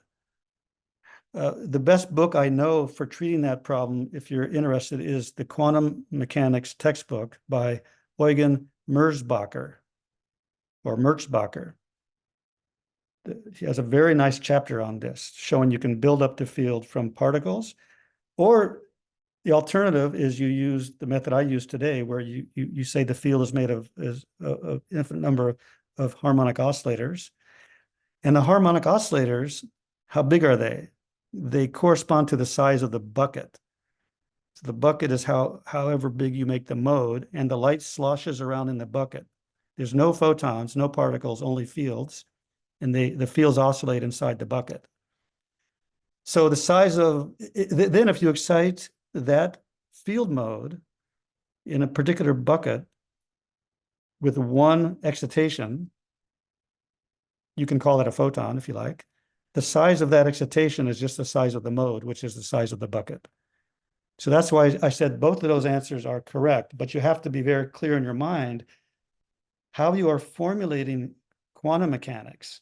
You can start at the very beginning from a purely particle picture, or you can start from the very beginning with a purely field picture. And in a way, that's one way to think about the so-called wave-particle duality. It's not that the physical objects have dual properties. It's that the theory is dual. The theory can be formulated in two different independent ways, and you finally end up with the same results. So there's a duality in the theory of quantum mechanics. That's a different Mike, way. Okay, we'll stop there. A couple of people are asking if you could share the name of that book you just mentioned in the chat window. In chat, I will do so. Okay, go ahead and take it away, Saikat. Thank you, Mike. All right, so I'm going to begin my portion of the presentation. And as Professor Raymer just said, my portion will be a little bit more operational. It will involve some of the concepts that you just heard about in the first portion of the course. So some of them will be recaps, but then this portion will be a bit more hands-on and bit more application-oriented. So one of the first things I would say that you would definitely need a pen and paper to work out pretty much all the exercises that I'm going to provide, if not most of them. So these pictures I show in my slides, these are from hiking trails around Tucson, Arizona, that with my graduate students and postdocs. It's a beautiful part of the country. All right, so I'm going to start with the part 3. There are 3 subsections to my portion of the talk. We will talk about coherent state of light, then I'll talk about number state of light, and then we will distinguish the two a little bit more operationally. And we will do so in the context of quantum state discrimination, which will lend itself to applying these tools that you just heard about to some problems in optical communications, sensing, and other applications of quantum optics. And I will end with an outlook of where this field can take you and what are the kinds of things you can do with quantum optics and the whole field of information and estimation theory, which I will not have the time to cover, but there is another course that Dr. Tiju Cherian-John and my PhD student Jack Postlethwaite are going to teach, I believe it's the 3rd course in this series. All right, so let's start with a coherent state of light. Before I begin, just to recap, you've heard about the word mode a lot in Professor Raymer's portion of the presentation. And just to reiterate, the optical mode is a shape of the electromagnetic field. It's a confined field in space-time and polarization. And as you just heard in the last part of the discussion, it doesn't have to be confined. It could have an infinitely long temporal mode. In principle, the mode is a function that we are going to take to be normalized for my entire presentation. I'll denote the mode function with this letter phi throughout my talk. Phi will be indexed by a polarization as a subscript whenever I do use this polarization subscript. This R is x comma y. It's a transverse spatial coordinate, and T is a time coordinate. These 3, so x, R is 2 variables, T is 1 variable, and this polarization is the 4th variable. Now, time and frequency are essentially the same variable related by a Fourier transform. And as I said, I'm always going to take the field to be, the mode shape to be unit norm, meaning the magnitude squared of the mode function integrated over space and time will be 1. In general, the mode function will be a complex valued function. Okay, so one of the things I would say maybe multiple times, and I said that in some of the answers to the questions in the previous portion of the talk, was that you should always think about quantum state of a mode or quantum state of a collection of modes whenever you are referring to state of the electromagnetic field or state of the radiation field. To identify the mode, you identify a set of orthogonal modes, and then you identify the quantum state of those modes. And that's the most general way in which you can talk about the field. All right, so let me just start right away with a bit of a working exercise. So if you could get your pen and paper out and see if you could take this mode function phi of t, which I've written only in terms of a, which is just a variable, so scalar variable. The mode extends from 0 to time t. And this is t by 4, t by 2, and 3t by 4 is t by 4 and 3t by 4 are where these jumps occur. I'm asking you to find the value of a such that phi t is a properly normalized mode function. And let's go ahead and assume that a is a scalar real valued variable, not a complex number. So I'm going to give you 60 seconds and then ask Brianna to pull up the poll question. And as you're working this out, just remember that this is a temporal mode. Phi of t is a temporal mode. And I want you to find a when such that phi of t is a properly normalized mode function. And just to remind you what I mean by that, it's the magnitude squared of phi of t dt over the duration of the mode equals to 1. And I'm asking you to assume that a is a real valued number. Okay, Brianna, go ahead and okay, I did not show the answers. I'm sorry. Give me 1 second here. But I hope that you have worked it out. Okay, here we go. So go ahead and mark up your choice in the 4 options, A, B, C, and D. I'm going to delete these annotations. It gives a little more time. Right. Okay, so Brianna, how many people have answered the question or attempted an answer? We're at 26%. Okay, let's take another 10 seconds or so to work this out. To take the magnitude squared of phi t and integrate that from 0 to t. So you're looking at the area under the curve formed by magnitude squared of phi of t, and you want that to be equal to 1. So what's the value of a? It's a simple math exercise. Okay, let's go ahead and show the poll results. Okay, so D is the correct answer, which is what most of you got. So it's a simple question. So those of you who did not get it right, just try to do it at leisure. Take the magnitude squared. So it will be a squared times t by 4 plus 3a by 2 whole squared times t by 2 plus again a squared times t by 4 equals to 1. That will give you this answer. All right, let's keep going. Keep a note of this answer if you can in your notebook, because I'm going to come back to this mode function with this normalization constant and do some more problems later on. So this is the right answer. Let's revisit the Fourier transform. Professor Raymer introduced the Fourier transform. I'm going to do the same, but with a slightly different notation. I'm going to use f as the frequency variable in units of hertz instead of omega in radians. So if I give you a mode function phi t, let's say a phi t could be this flat top temporal mode from 0 to t, and its value is 1 over square root of t. The Fourier transform of that mode function, I'm going to denote by this capital letter phi of f, which is phi of t times e to the minus 2 pi I f t dt.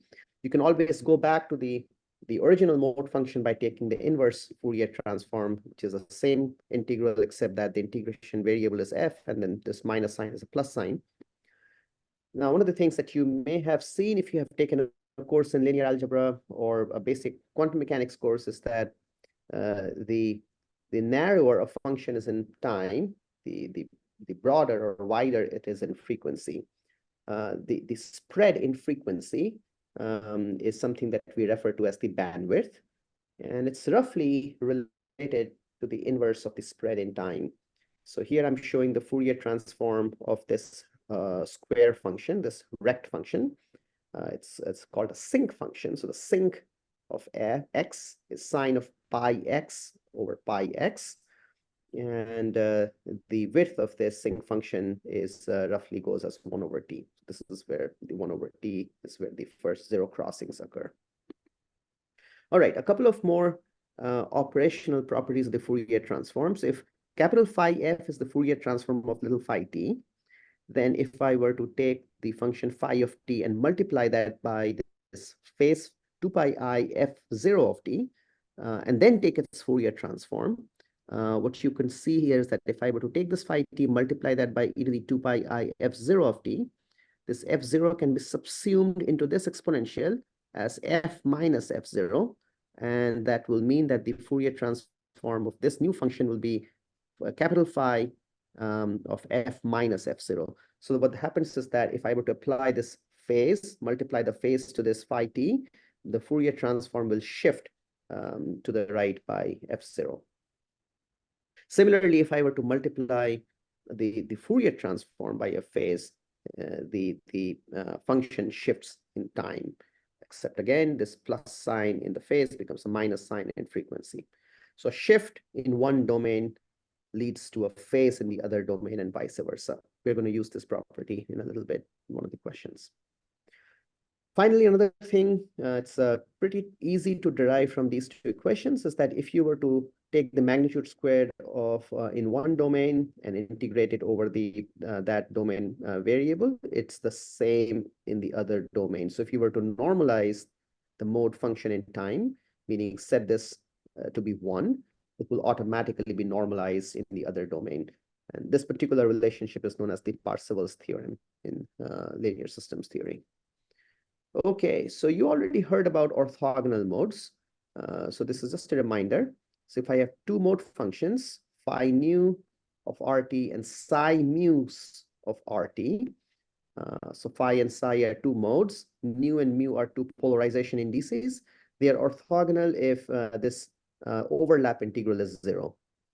And two modes are orthogonal regardless of their spatial and temporal shapes if their polarizations are orthogonal. So if one of the modes is circularly polarized and the other one is counter-circularly polarized, they will be orthogonal no matter their spatial and temporal shapes. In most of what I'm going to do today, I'm going to drop the polarization subscript, meaning I'm going to take all the mode shapes that I'll give you to be in the same polarization. So we'll not worry about the polarization subscript. And then sometimes I'll refer to only a temporal mode, say phi 1t or phi 2t being orthogonal. What I'm actually referring to when I'm saying that and suppressing it is that they are assumed to be in the same spatial mode and the same polarization mode. So when I say you have a phi 1t and phi 2t are two temporal mode functions, it simply means that their spatial components and the polarization components are the same. Okay, so just a notational thing. All right, so this actually relates to one of the Q&A questions I answered during Professor Raymer's presentation.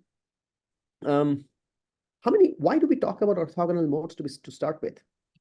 Okay, so one of the questions that was asked by in this very famous paper by David Slepian, he actually wrote two back-to-back papers in the mid-1960s about the time bandwidth product.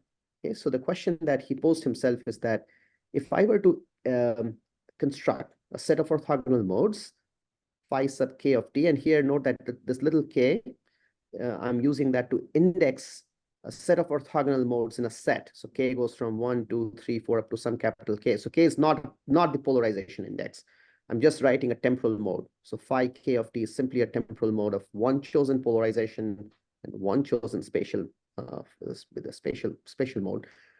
And I'm asking the question that if I wanted to have each of these mode functions be orthogonal to each other, and each of them to be roughly limited to t seconds in time and roughly limited to w hertz in frequency, how many mode functions can I fit into this time bandwidth product?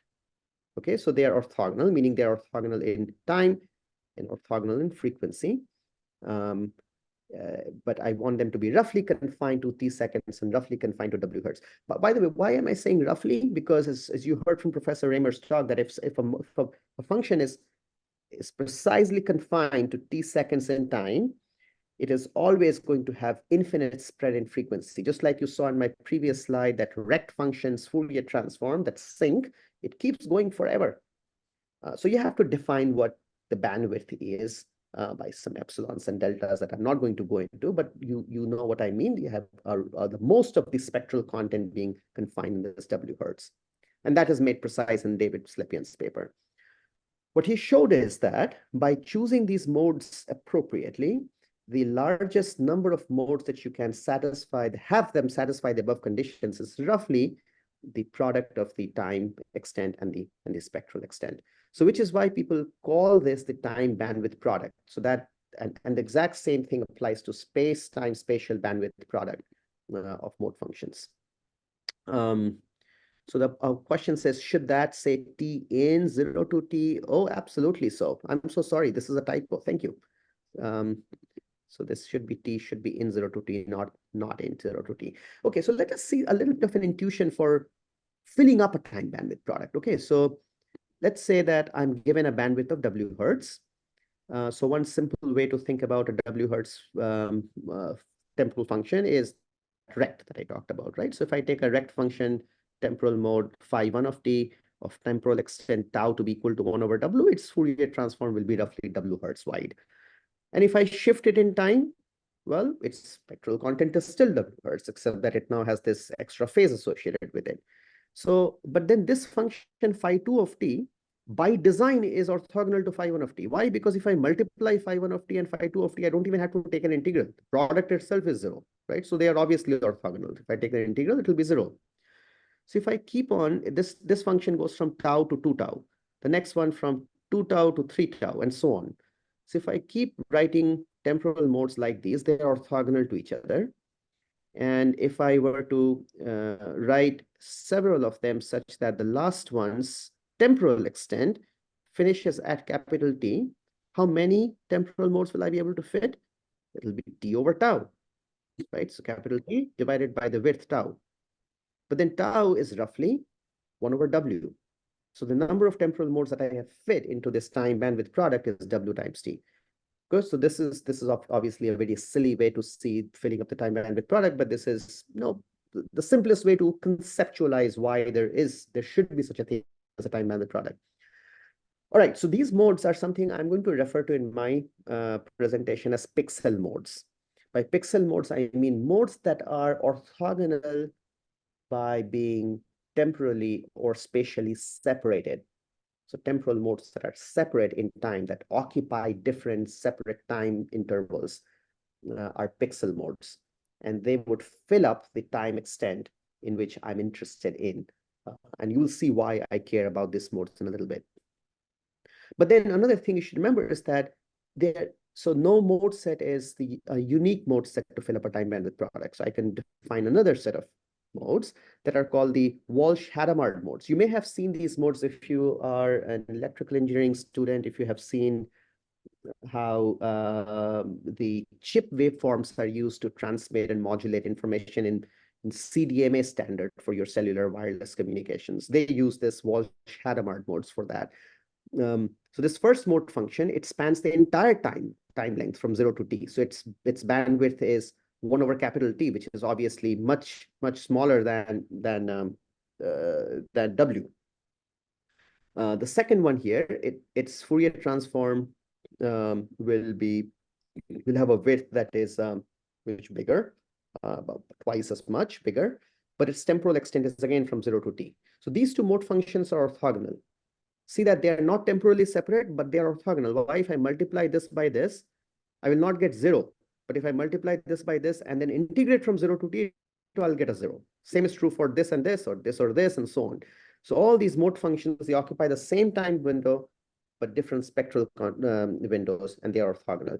Whereas these modes, they occupy separate time windows, the same exact spectral window, and they are also orthogonal. And they both have the same exact time bandwidth product. All right, so let's talk about coherent state of a mode. You heard about this again in the previous portion of this presentation. So this is just a recap. So I'm going to consider this flat top temporal mode that I drew earlier. So phi of t is 1 over square root of t from 0 to t.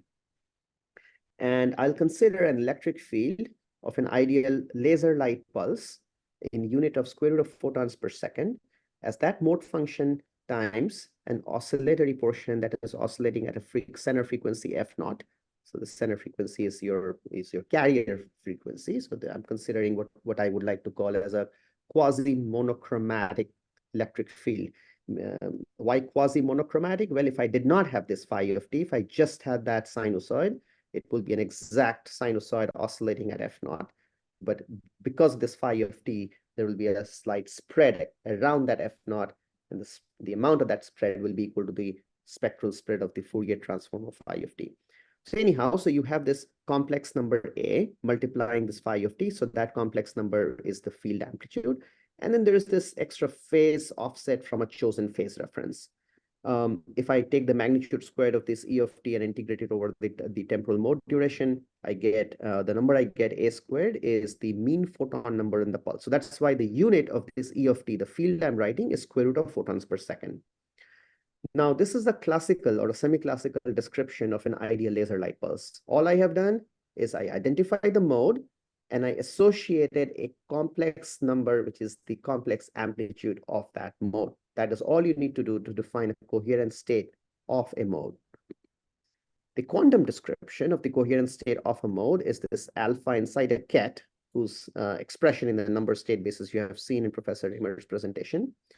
And this alpha is this complex number A times e to the I theta. So as you see that once I give you the mode phi of t, the only thing you need to describe a coherent state of that mode is this complex number A to the I theta. So this alpha, you can put a dot in the complex space, and this is something that I'm going to refer to as the phase space representation of a coherent state. Okay, so this is a little bit of a busy slide, but it's an easy slide if you go through the math carefully. So let's consider two orthonormal modes. So orthonormal means they are mutually orthogonal. So integral of phi 1t times phi 2 star t dt is equal to 0. And they are each normalized, meaning integral of magnitude squared of phi 1 of t equal to phi 1 of t squared is equal to 0, and the same for phi 2 of t. Let's consider another mode function, phi of t, which is c1 times phi 1 of t plus c2 of phi 2 of t. It's a linear superposition of these two mode functions. So as long as these two complex coefficients c1 and c2, their magnitude squares add up to 1, the phi of t is also a mode, right? Because the magnitude squared of this phi of t will also be equal to 1. So this is going to guarantee that. So now let's consider an electric field, a coherent state of that mode phi of t. So just like I showed in the previous slide, it is phi of t times that number A times this carrier phase portion and this phase offset e to the I theta. Now, if you rewrite this E of t in this mode basis, just expand this, you will get AC1 e to the I theta phi 1 of t plus AC2 e to the I theta phi 2 of t times this carrier phase component. Now, if I want to give you the quantum description of this field E of t, okay, the field doesn't care which mode I'm writing it in. It's a field E of t. But I can say that the quantum description of the radiation field here is a coherent state alpha, where alpha equals to A e to the I theta of the mode phi t. Or I could say that the quantum description of this field, E of t, is a tensor product coherent state. It's a coherent state alpha 1 of mode phi 1 and the coherent state alpha 2 of mode phi 2, where alpha 1 and alpha 2 are given by these expressions. Both of these are correct. Okay, I could talk about the state of this field in any mode basis. And no matter which mode basis I choose to describe the state of the radiation field, I will always get a tensor product of a set of coherent states. These coherent state amplitudes can be calculated by expanding the original mode in which I excited the coherent state in this new mode basis. Now, in everything that ensues, I'm going to drop both this mode label for many of the things I'll do, unless it is necessary. And I'm also going to drop this tensor product, and I'll just write it as alpha 1, alpha 2. Now, one thing I should say, and this will become clearer later in the slides, and but I'll not have the freedom to describe this in full rigor, that this fact that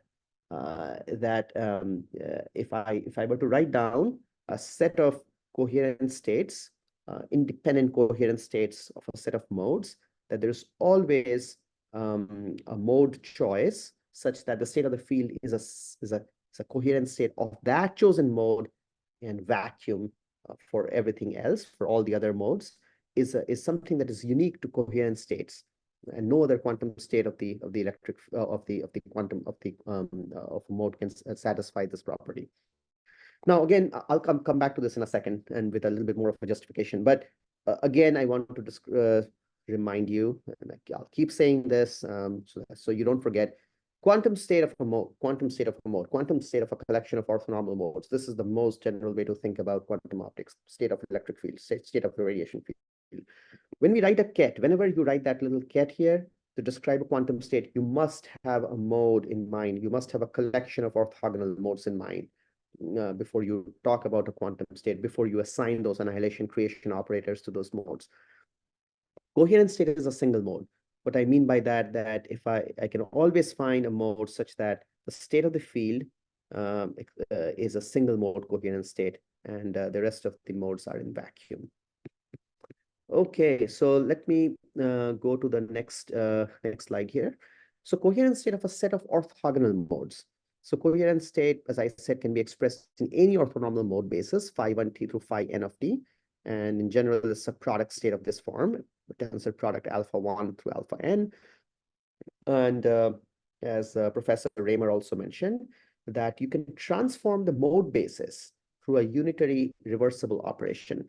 So there was a question during Professor Raymer's presentation, and I answered that briefly. So let's go through this a little bit carefully. So this is an important concept. These alpha 1s through alpha n, these are complex numbers. These are your field coefficients of a set of coherent states in a set of modes. The U is a complex valued unitary matrix. So a mode transformation is described by a unitary complex valued matrix. And why unitary? Well, because unitarity ensures that the sum of the magnitude squares of alpha i's is equal to the sum of the magnitude squares of beta i's. So the photon number, total photon number on the left and the right are preserved. And a unitary, as you know, physically, it corresponds to an operation being reversible. So you can go backwards. You can go, if somebody asks a question about what if a beam splitter or a mode transformation is lossy, that was a great question. In that case, it is not a unitary. You cannot go backwards. If you lose photons, you cannot recover them. Now, one of the other things that if you have studied linear algebra, you should be able to argue pretty easily that for any given alpha 1 through alpha n, there must exist a unitary such that I can collect all of the complex amplitude in one of the output ports, beta 1, and set the rest of them to be 0. And this is why coherent state is always single mode, meaning I can always find a mode such that a tensor product coherent states of a set of orthogonal modes is actually representable as a coherent state of that one mode, and the rest of the orthogonal modal span is excited in vacuum. Now, with that in mind, now you can go back to the example from the previous slide, which was that simple example where I showed phi of t equals to C1 phi 1t plus C2 phi 2t. And you can see that as an example of a change of basis. So I said that this alpha was a coherent state of mode phi t, and which I represented as a coherent state of alpha 1 of phi 1t, mode phi 1t, and alpha and coherent state alpha 2 of mode phi 2 of t.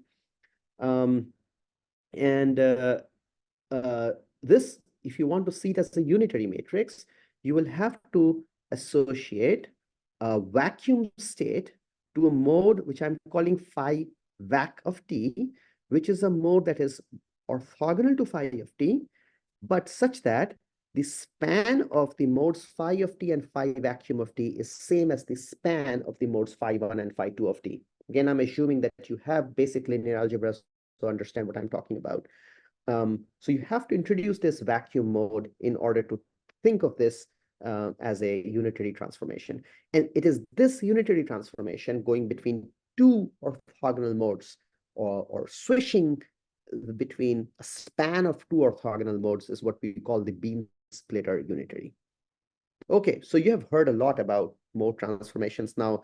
So let's do a little bit of a mode transformation math. So if you could reopen wherever you were working out the math for that first problem, we are going to work with that exact same mode shape.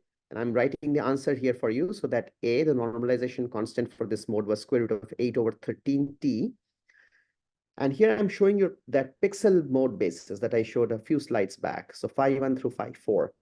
And I'm asking you, I'm telling you that I have given you a coherent state of this mode phi of t. So alpha of phi of t. So I'm not writing this here. In the subscript, you can imagine a phi of t here.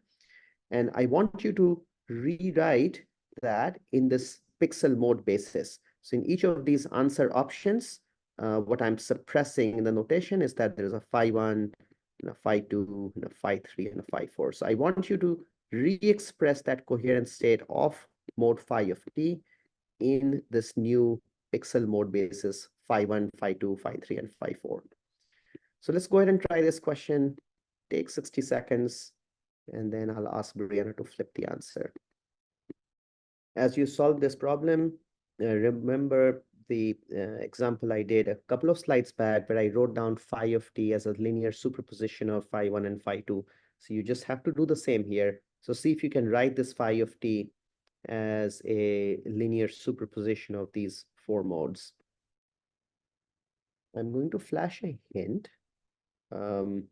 This phi 1 of t, if I were to take any of these mode functions and multiply that by square root of t over 4, I'm going to get a 1 over that pixel duration. And then I can multiply by that number a, or 3a by 2, etc., in order to reconstruct or draw phi of t in terms of these little pixel basis modes. So Brianna, go ahead and show the poll answers. All right, so I got B, and which is the correct answer. So very good. So 48%, so almost half of you got the answer right. It's excellent. By the way, this was not intended, but you could see that this is actually the only answer for which the magnitude squares of these coefficients add up to 1. So the other ones are not correctly normalized. So this has to be the right answer, but I presume you properly worked it out and got this correct answer. Very good. Okay, so let's move to the next question. So go ahead and consider that exact same mode function, phi of t.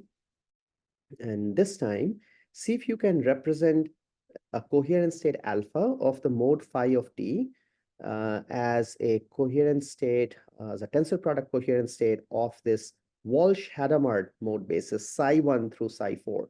So again, the notation that I'm suppressing, I'm not showing, is a mode label psi 1, psi 2, psi 3, psi 4. By the way, you see that all four of my answer options, I have vacuum in psi 2 and psi 3. Do you see why? I mean, take a look at this mode function, phi of t.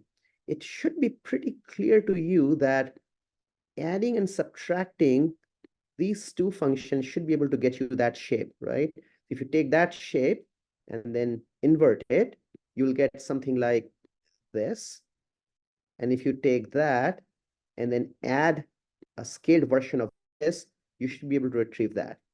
So which is why the mode function psi 2 and psi 2 coefficients are 0. But let's do it properly. So the first step you should do is that you can write down each of the pixel mode bases in the previous slide, phi 1, phi 2, phi 3, and phi 4, in terms of the Walsh-Hadamard mode basis. And these two mode bases, the pixel mode basis and the Hadamard mode basis, are unitarily related. So I can go back and forth between these two mode bases through this unitary transformation, which in this case happens to be the Hadamard unitary transformation.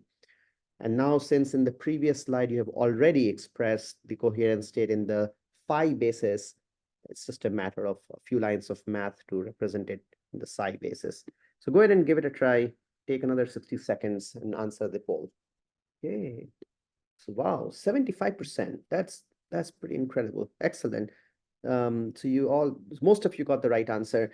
And some of you may have actually worked it out. Some of you may have just simply seen that taking a tiny little bit of the inverted version of phi-4 and adding a big, a lot of phi-1 will give you this mode function, and none of these other options seem like the right choice.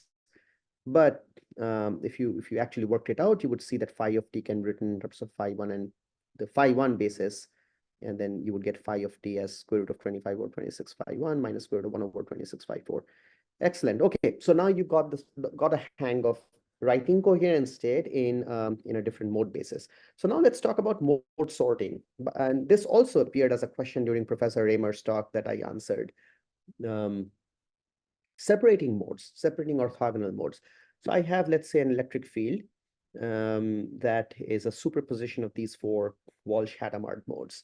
So A1 psi1 plus A2 psi2 and so on. And I want to detect the component of the field in these modes, meaning I want to separate out the psi1 component from the psi2 component and so on. But these modes are temporally overlapping, right? So if I take an electric field E, in general, the field is going to look something, something like this, general field shape. And if I give you a field shape like that, there's some A1, A2, A3, A4 values. I want them in separate buckets. How do I do that? One way to separate out the orthogonal mode components is to transform the field into in a way that each of these desired orthogonal modes that you want to separate individually maps to a set of mutually orthogonal pixel modes. Why so? Well, if you can do this transformation, this unitary transformation, then if I were to now detect photons, let's say on this output field, if I get a photon click over here in this location, I know that I am only detecting the phi1 component of the field. And since this mode sorter is a unitary transformation that mapped psi1 to phi1, I am actually detecting photons only stemming from this A1 coefficient of the original field. Okay, so this is an important concept. Let's make sure we understand it right.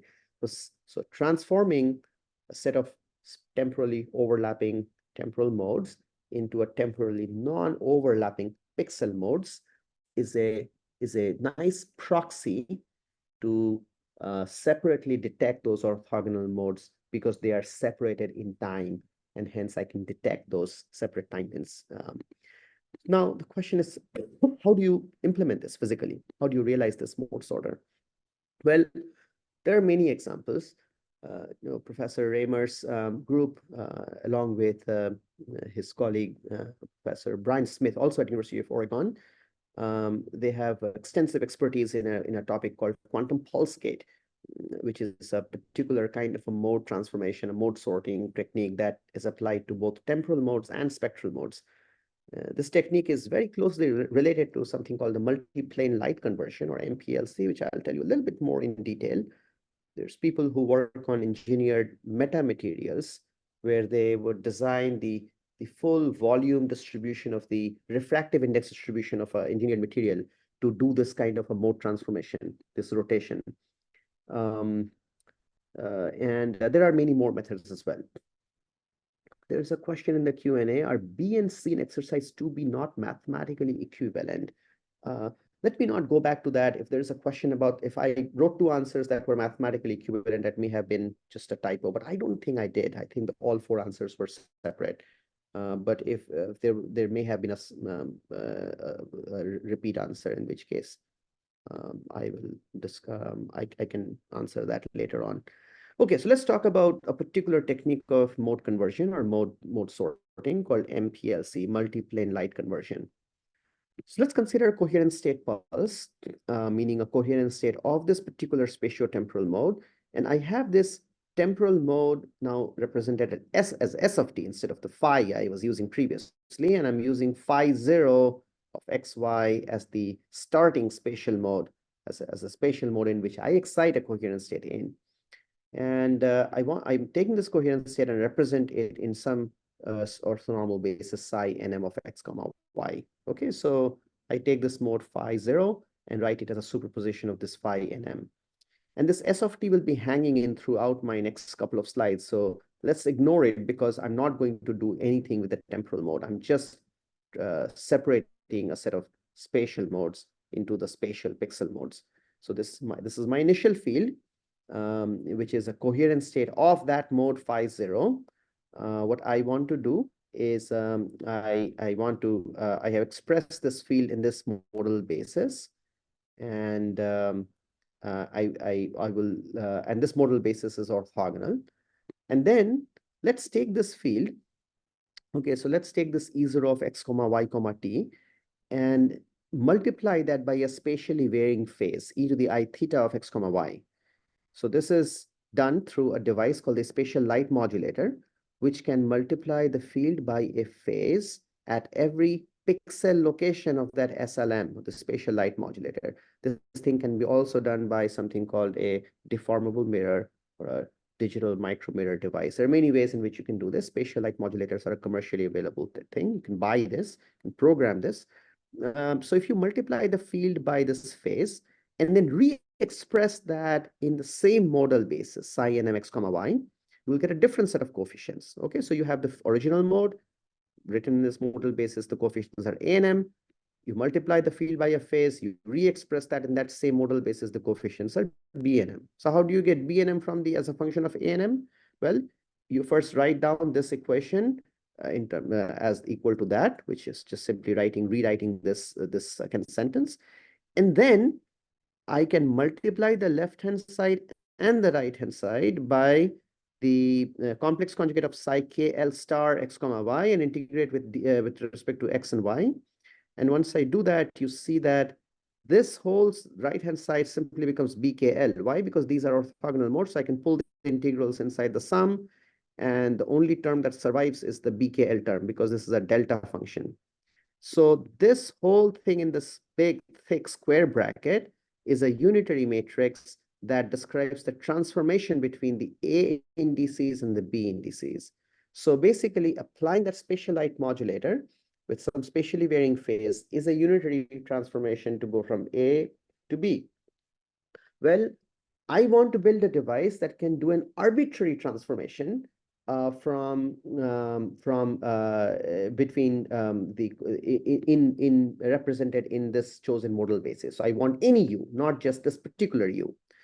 So I need something else. So what I do is that after I apply that phase, I take that field and I propagate that light pulse through a Fourier transform. Okay, so what you see here, the first step is I took that field, multiply that by that phase, e to the I theta of x comma y. Okay, so that was what I did in the last slide. Then I took this, and then I take this next field after that SLM, and I propagate through what is called a 4F system, basically a couple of lenses with a distance that has been chosen such that you do a spatial Fourier transform between the E1 and E2. So E2 is the Fourier transform of E1. So that's the relationship between the spatial mode portion of the mode function after that Fourier transform phi 2 and phi 1. And then I represent it again in that same modal basis, psi and m. I get another mode, some coefficient c now. So this c is related to b again with respect to with some unitary transformation, but this time it's a fixed unitary transformation because I just had a propagation. There was no program. It's like a fixed transformation. So they call it v. Now it turns out that if you allow yourself to do this again and again, so you apply a spatial light modulator, free space Fourier transform, another spatial light modulator, another free space Fourier transform, and so on. What you're doing is that you're taking that initial coefficient vector an, the initial field E input that you started with, and you applied u of theta 1. Theta 1 is the spatially varying programmable phase that you applied in the SLM, then a v and a u theta 2 v and so on. And there's a theorem you can prove that if you do this enough number of times by going back and forth between two classes of unitaries that are diagonal in a conjugate in a different not at the same basis, then you can arbitrarily closely approach any unitary that you desire. So absolutely any unitary you can be approximated arbitrarily accurately by using a sufficient number of these iterations. You can buy these things. And MPLC, there's a company called Kai Labs that will actually sell you an MPLC with 7 bounces that can get you a very, very good quality sorting of Hermite Gauss modes, for example, which you heard about in Professor Raymer's talk.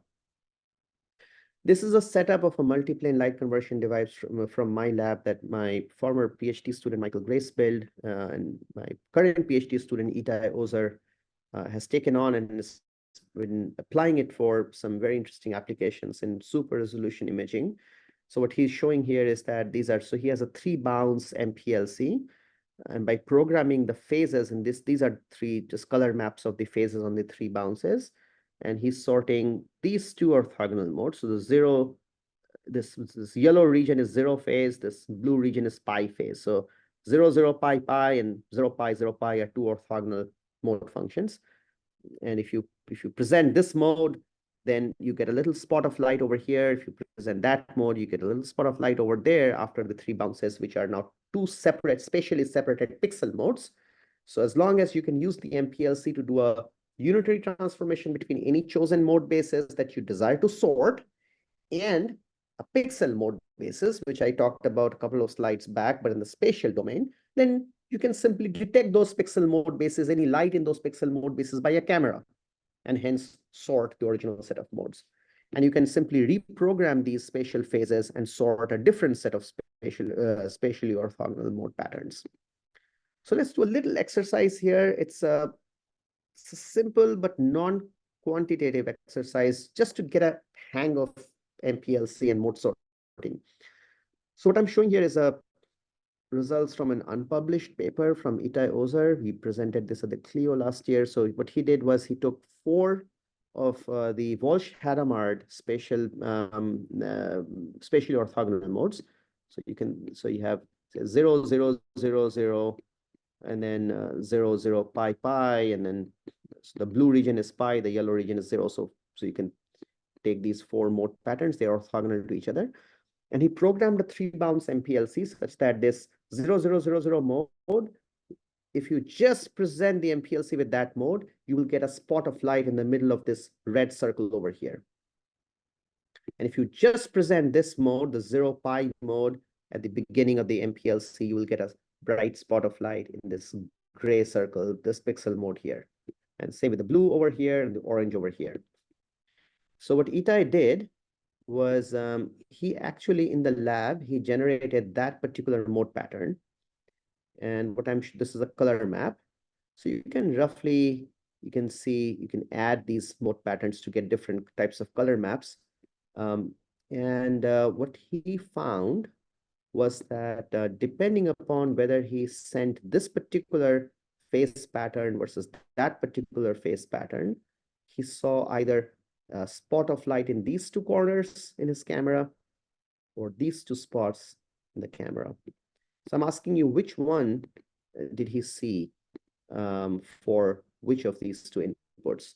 So option A is that when he presented the MPLC with that mode pattern, that he saw this output versus this mode pattern resulted in this output. And option B is that this mode pattern resulted in this output, and this mode pattern resulted in this output. Okay, so let's take 60 seconds to try to resolve this, and then we'll keep moving. Okay, let's go ahead, Brianna, and show the results. This is a bit of a non-quantitative question, but A is the correct answer. That's great. That's 75% of the class got it right. Excellent. And the way to see that is if you add this and the red and the orange, you get this mode function. So you should get a spot of light in the red and the orange corner. Whereas if you take these 2, the gray and the blue, you should get this mode pattern, and you should get that output on the camera. Excellent. So you got a hang for MPLC. And I'm seeing my clock here. I'm about half an hour to the end of the course. I'm going to speed up a little bit, and I might skip a few of my detailed discussions towards the latter part of my presentation.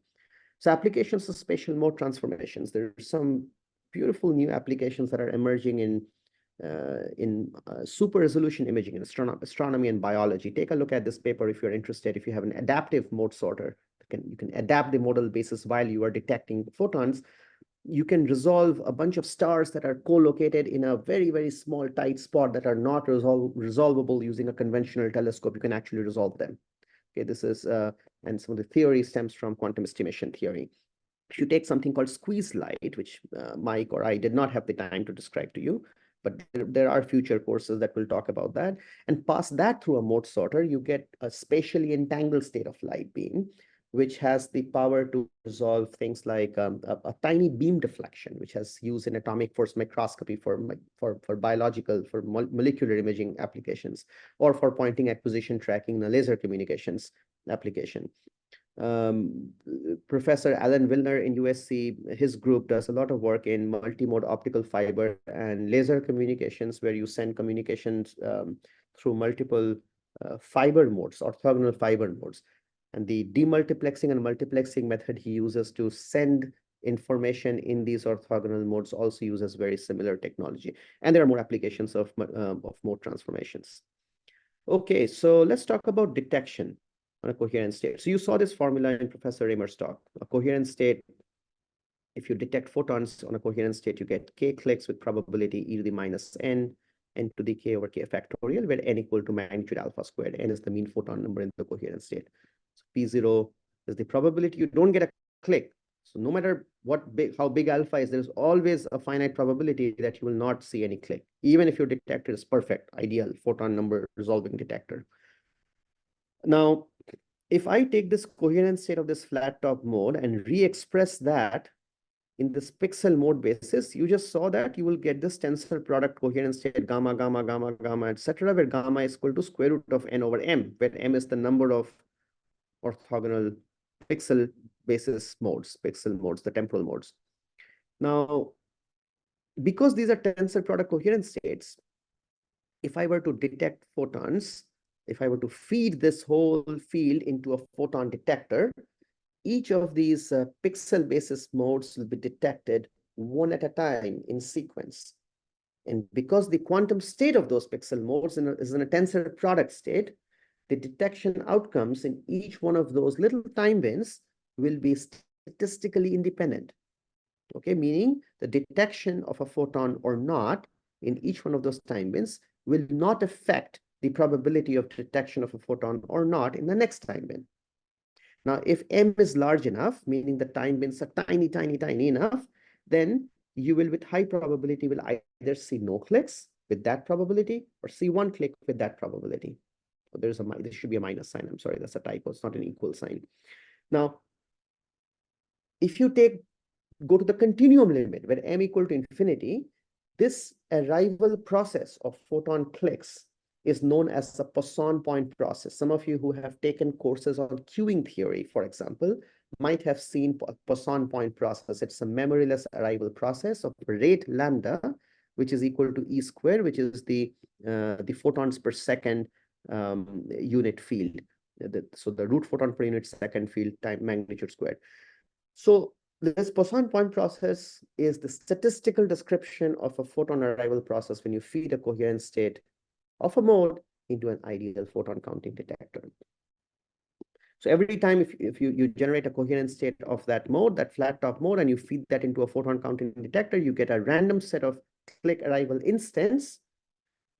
But if you count the total number of clicks over the whole duration, that total count has a Poisson distribution with mean of capital N, where N is the mean photon number of that coherent state.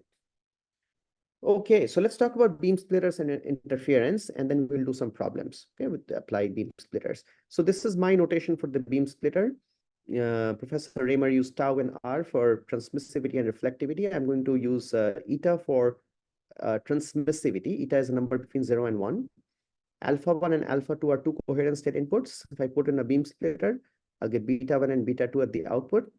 So there are two numbers that define the beam splitter, the transmissivity, which is eta, and a phase, which I'm calling theta 2.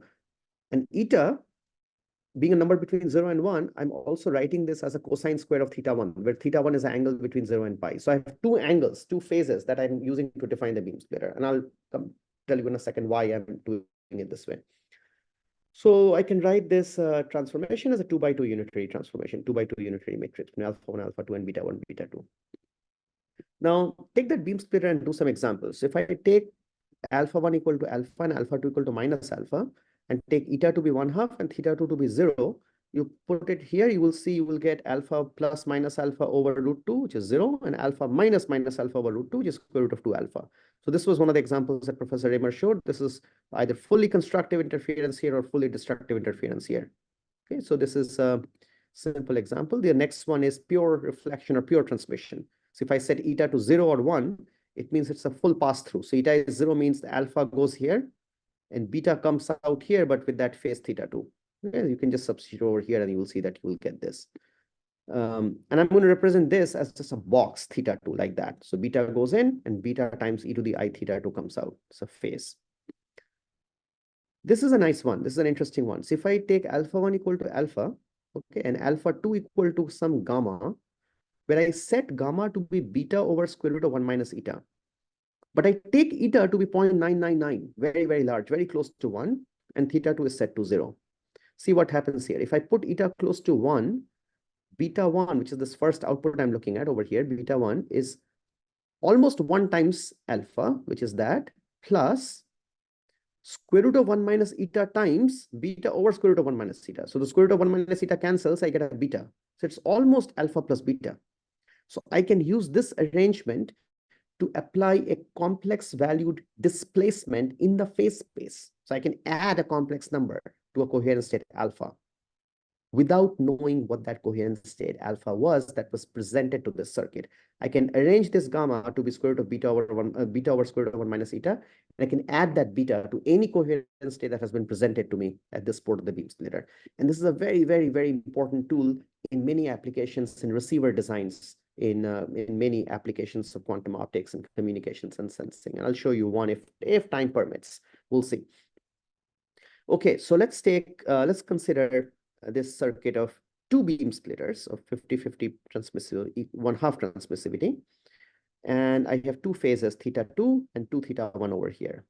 So you can work out the input-output transformations. You take alpha 1, multiply that by this theta 2. So this is alpha 1 times e to the I theta 2. Take alpha 2 here. You apply this 50-50 beam splitter and keep going, and you write beta 1, beta 2. What you will see, interestingly enough, is that this transformation will work out to exactly this unitary, this 2x2 unitary, u of theta 1 comma theta 2. So what you see here is that this general 2x2 beam splitter circuit can be realized by two fixed transmissivity beam splitters, half transmissivity beam splitters indeed, but two tunable phases. Okay, so this is why, to start with, I express this eta in terms of a phase. And this representation is very, very interesting because now I can write this 2x2 beam splitter as this MZI or Mach-Zehnder interferometer, u of theta 1 comma theta 2. And as Professor Raymer also showed, is that if I have a general n input, n output unitary transformation, u, I can always write this, always express this in a mathematically algorithmic fashion presented in these two papers in terms of n times n minus 1 over 2 MZIs. Now note that each of the MZIs has two 50-50 beam splitters in two tunable phases, meaning if I have a photonic integrated circuit with n times n minus 1 over 2 times 2 number of tunable phases, basically n times n minus 1 number of tunable phases, I can program it to do an arbitrary linear optical n-mode transformation. And this is a device that our colleague, Professor Dirk England, who is going to teach one of the courses in this series, is world-renowned to build in his lab at MIT. And this circuit is used, for example, in his group for things like all optical machine learning applications and quantum state transformations for various applications. Okay, so let's do one problem now with beam splitters. Okay, so let's consider this 50-50 beam splitter and let's get ready with a pen and paper again. So you have alpha and beta, 50-50 beam splitter, and these are the two outputs. This is easy from the previous slide, alpha plus beta and alpha minus beta over √2. And I'm going to give you this circuit here. So this is the Mach-Zehnder interferometer-like setting, except that I don't have this phase over here. I don't have there's no phase here. I'm just writing θ2 equal to 0 as a phase. I'm telling you that you have alpha and 0 at the input, mod alpha squared is n, and this θ1 is either 0 or pi. Okay, so this could be 0 or it could be pi. And I'm not telling you which one it is. You have to tell me based on the detection outcome. So if it is 0, then over here you will get alpha over square root of 2, right? If this is pi, then you will get a minus alpha over square root of 2. Now you already know what detection outcome you will see. If you have a photon detector on a coherent state, you'll have to first work out the coherent states here. And based on the clicks that you will see here, I want you to say what is the average probability that you will make an error in choosing whether you have been presented with a 0 here or pi here. Meaning I'm telling you I'm either going to give you a 0, 0 or a pi 0. So this one is always 0. What is the average probability of error? Now, just as a hint for those of you not familiar with probability theory, what I'm going to assume is that the prior probability, abbreviated prior, of each of these phase patterns, 0, 0 or pi 0, is 1/2. So occurrence of each of these patterns is equally likely. Then the average probability of error will be the prior probability of θ1 being 0, which is 1/2, times the probability that you will make an error given θ1 is 0, plus the other term, the prior probability that θ1 is pi times the probability you will make an error given that θ1 is pi. Let's give it a try and see if you can get this answer. All right, in the interest of time, I would say, Brianna, let's go ahead and flash what you have so far. So the 43% of the class suggests it was 1 minus e to the minus n. So let's see. Let's go through this calculation, and you almost got it right. And see how if you would calculate this probability. So if you look at, let's look at just this term. First, let's look at what happens if you have θ1 equal to 0. If θ1 equal to 0, you'll get an alpha here and a vacuum here, right? So because alpha over square root of 2 plus alpha over square root of 2 will give you an alpha here, 0 here. Now, if you have an alpha here, it will generate a click with probability 1 minus e to the minus n, and no click with a probability e to the minus n. Whereas this vacuum will generate a click with probability 0, and no click with probability 1. So let's first calculate just that term. So the prior probability that θ1 is 0 is 1/2. So that's this is 1/2. What about this bracket here, this square bracket? So the probability that you will make an error given that θ1 is 1/2. Now, that probability of error, you'll have to write, there are two options that can happen. Either one option is that this alpha generates a click.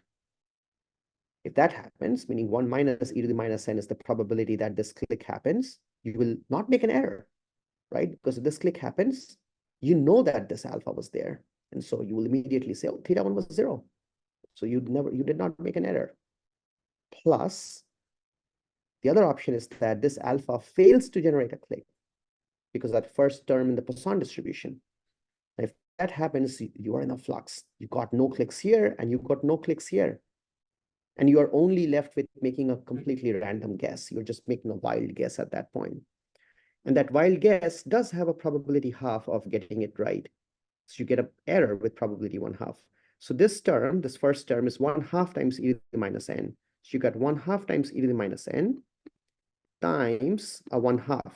This 1/2 is the prior probability that θ1 is 1/2. Plus the second term, which is exactly the same as the first term. So you get a times 2. So this 2 and 2 cancel, and you get a 1/2 times e to the minus n. Okay, so let's keep going. This is just some exercise in probability. And some of you may have taken probability, some of you may not. So don't worry about it if you did not get it right. You can always go through some of these exercises in detail later on. But just to do another exercise in the exact same spirit as what you just did, let's do another example. on probability. So this time it's a simpler problem I'm presenting to you. So I'm going to give you one of the two coherent states of a chosen mode, 0 and alpha. So I've taken that flat top mode, and I am telling you that I have either excited that in a coherent state alpha, or I have left it in vacuum. And alpha, magnitude squared of alpha is n, the mean photon number. I'm also giving that information to you. And I'm also telling you that these two hypotheses are equally likely. So I'll either give you 0 or alpha with equal probability, with 1/2 probability. And I'm asking you, if you were to detect photons to tell whether either got you alpha or 0, which seems like the most obvious thing to do, most common sense thing to do, to tell apart between 0 and alpha, I'm asking you, what is the average probability that you will make an error of choosing between the two on-off keying symbols? This on-off keying modulation, by the way, is one of the most popular modulation formats even today in optical communication systems. So let's give it a try, take 60 seconds and see if you can choose between these four answers. Okay, so this one should have been an easier version of the previous question. So let's go ahead and flash the answer and see how we did this time. And let's see, so the 48% of the class got e to the minus n, almost right. It's almost right. What you missed was a factor of 1/2. Let me show you, 1 second here. So let's write this out again. So probability of making an error. Probability that you will make an error can be written as probability that you will make an error given that vacuum was presented to you times the probability that vacuum was presented to you plus probability that you make an error given the coherent state alpha was presented to you given and times the probability that alpha was presented to you. Okay, so this is the Bayes rule. This is how you expand probability of an event conditioned on a set of events that add up to the full set of all possibilities. So let's look at this term first. If vacuum was given to you, will you ever make an error? No, you will never make an error. Why? Because if vacuum is presented to you, you will not get a click. If you don't get a click, you will choose vacuum to be the correct answer. So this term is 0. This is 0 times 1/2. Now, if alpha was presented to you, you will choose alpha if you get a click or more. Okay.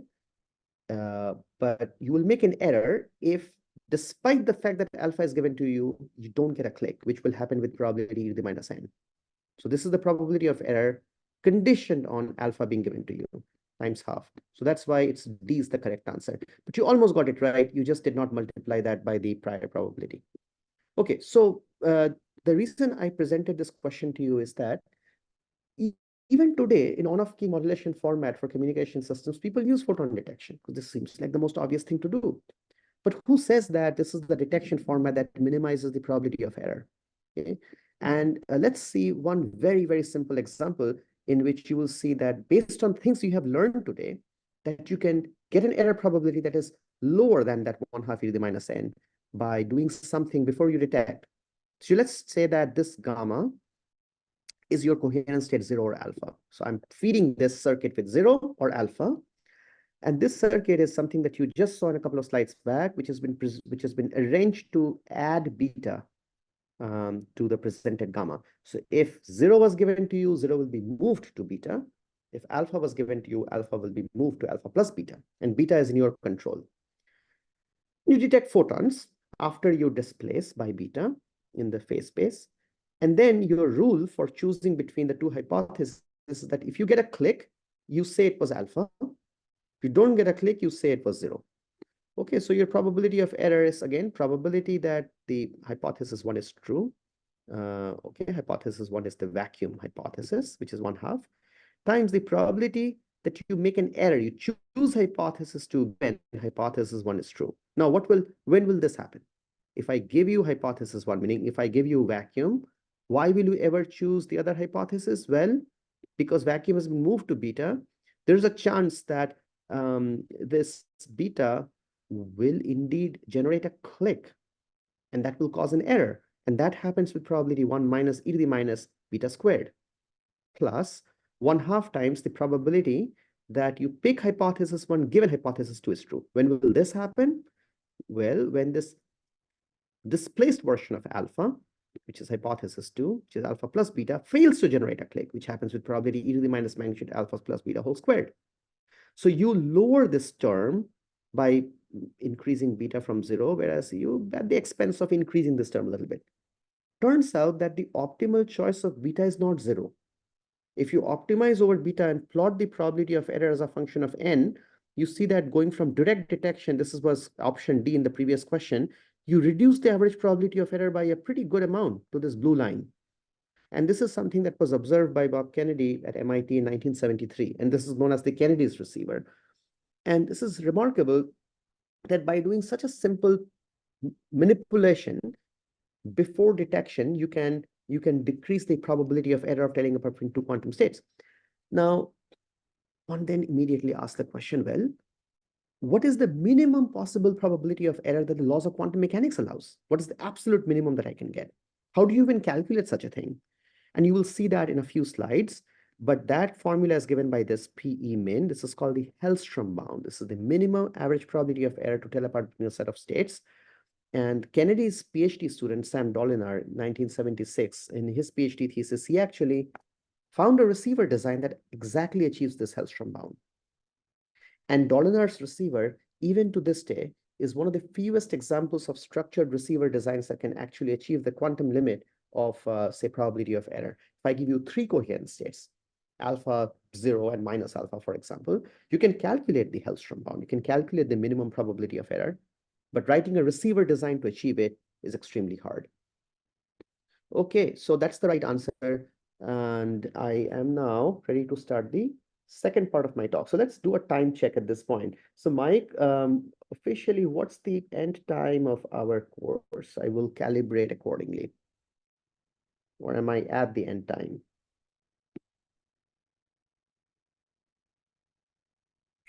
We have a half hour left for the We full have a course. half.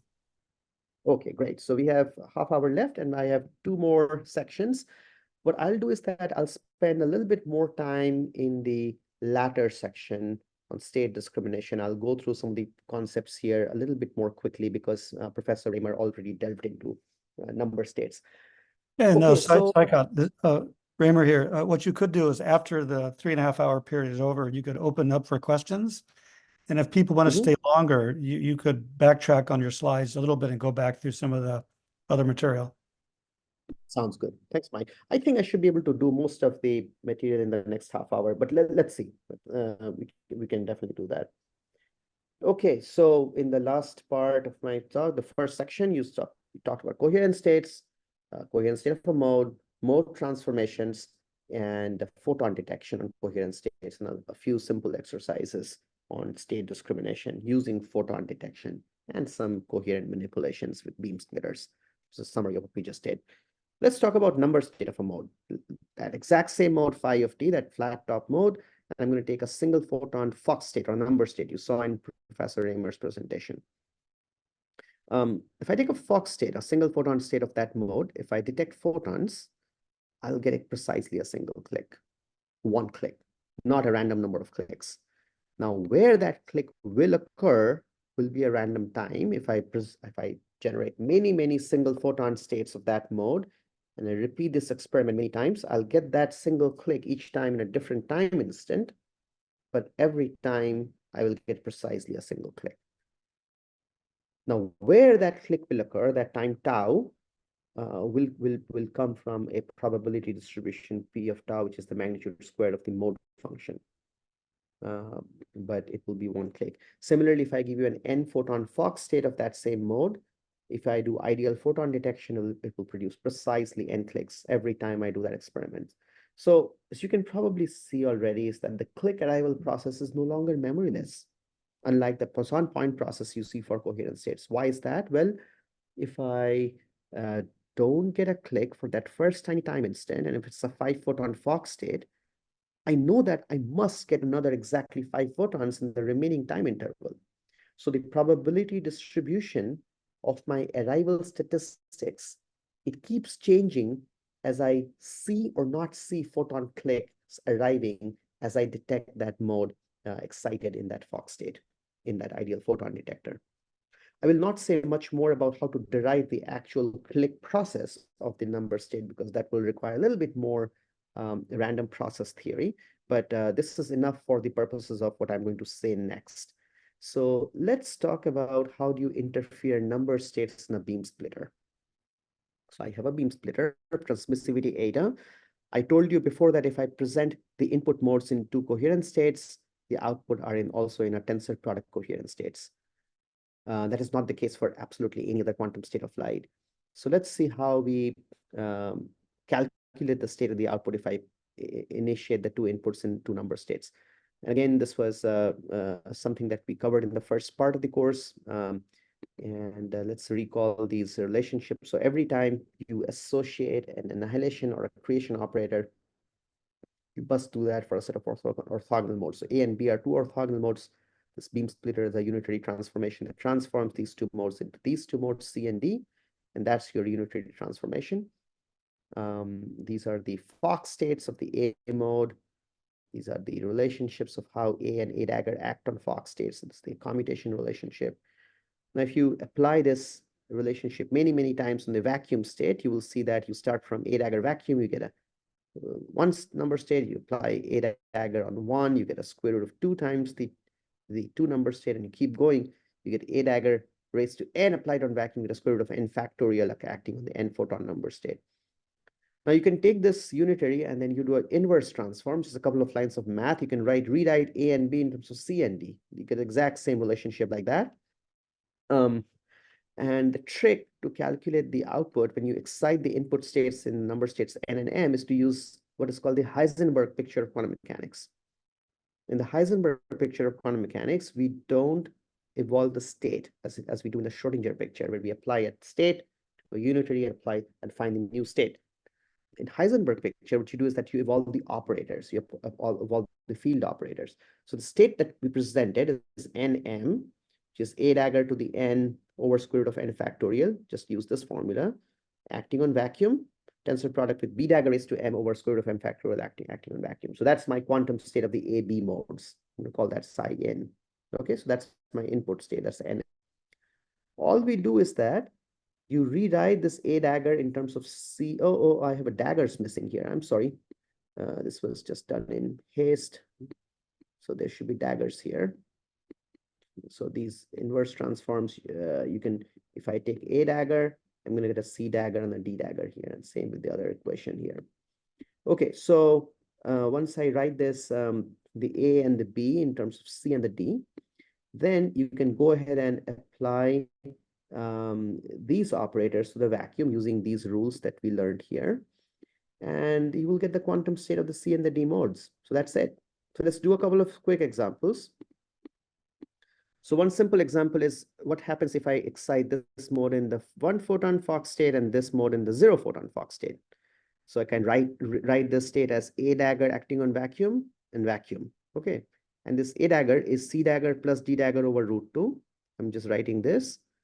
And then C dagger plus D dagger over √2. C dagger acting on 0 is 1, right? This 1-photon Fox state of the C mode. And this 0 stays 0 because nothing is acting on this 0. Plus D dagger acting on 0, 0 will give you, this D dagger will act on that 0 because this ket label is of the D mode, this of the C mode. So you're going to get a 0 and a 1. So that's that state. So you get a superposition of 1, 0 and a 0, 1. So what happens is that if I put a 1-photon number state in a 50-50 beam splitter, you get an equal superposition of the 1 photon being here or here, which is something that you saw in Professor Raymer's talk as well. But now you see how you derive it. Now, if you take a 1 and 1 here, meaning a 1-photon Fox state here and a 1-photon Fox state here on a 50-50 beam splitter, you get an A dagger, B dagger acting on 0, 0. You write A dagger and B dagger both in terms of C dagger and D dagger. Now you get a C dagger squared minus D dagger squared, which leaves you with 2, 0 minus 0, 2 over √2. And that's a very interesting observation, that if I put 2 photons, the 2 inputs of the beam splitter, I get either both photons go this way or both photons go this way if the beam splitter's transmissivity is 1/2. You never have 1 photon come out in each pore. And this particular property of interference of 2 photons in a beam splitter is often called the Hongo-Mandel effect. This was written in a paper by Hong, O, and Manuel.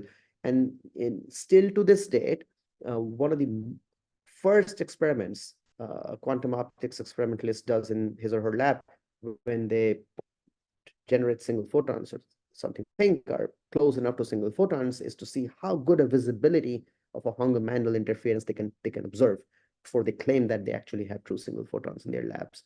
It's a true quantum interference that you cannot replicate using classical optics. This exercise should be possible for you to do using what you learned in the previous slide, meaning how you take two input states, N and M, at the input and go to the output. What I'm asking you to do is that take N to be N, but M to be 0. Okay, so you forget about this term. You just have this first term, A dagger raised to N over square root of N factorial, apply that on 8, 0, 0. Rewrite A dagger in terms of this formula and see if you can work out the output state. It's okay if you are not able to do that in 60 seconds, but I'll give you 60 seconds and see if you can work this out. If not, you can try this out later at home. So let's take 60 seconds and then we'll keep moving. All right, let's go ahead and show the answer, Brianna. Okay, so let's see. So 28%. So this was quite a mix. I'm sorry. I should have given you more time to solve this. But let me give you the intuition for what the correct answer is. So the correct answer is this one. You should, by the way, work it out. Take your time. The material in the previous slide is sufficient information. If you sit down with a pen and paper, work it out. You don't need anything other than the math in the previous slide to work this answer. But let's see how you can physically interpret this answer. If I put N photons in here, you can interpret this eta as the probability that the photon will appear on the other side of the beam splitter. Okay. So this eta is the transmissivity in my previous slide. This N goes here, so probably it's probability eta every photon makes here. So with probability eta k photons.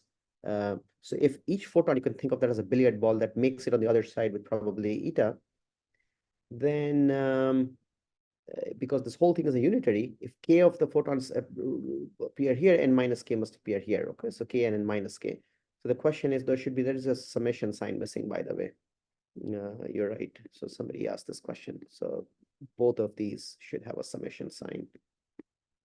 So I clearly have a bunch of typos. I'm going to fix them, Brianna, before I upload these slides. So k equals to 0 to n. But then the main thing is this coefficient of the expansion. So this is a binomial coefficient. This binomial probability distribution comes from the fact that there are n choose k ways in which I can choose which of those k photons actually go from here to here. Okay, so that's the n choose k.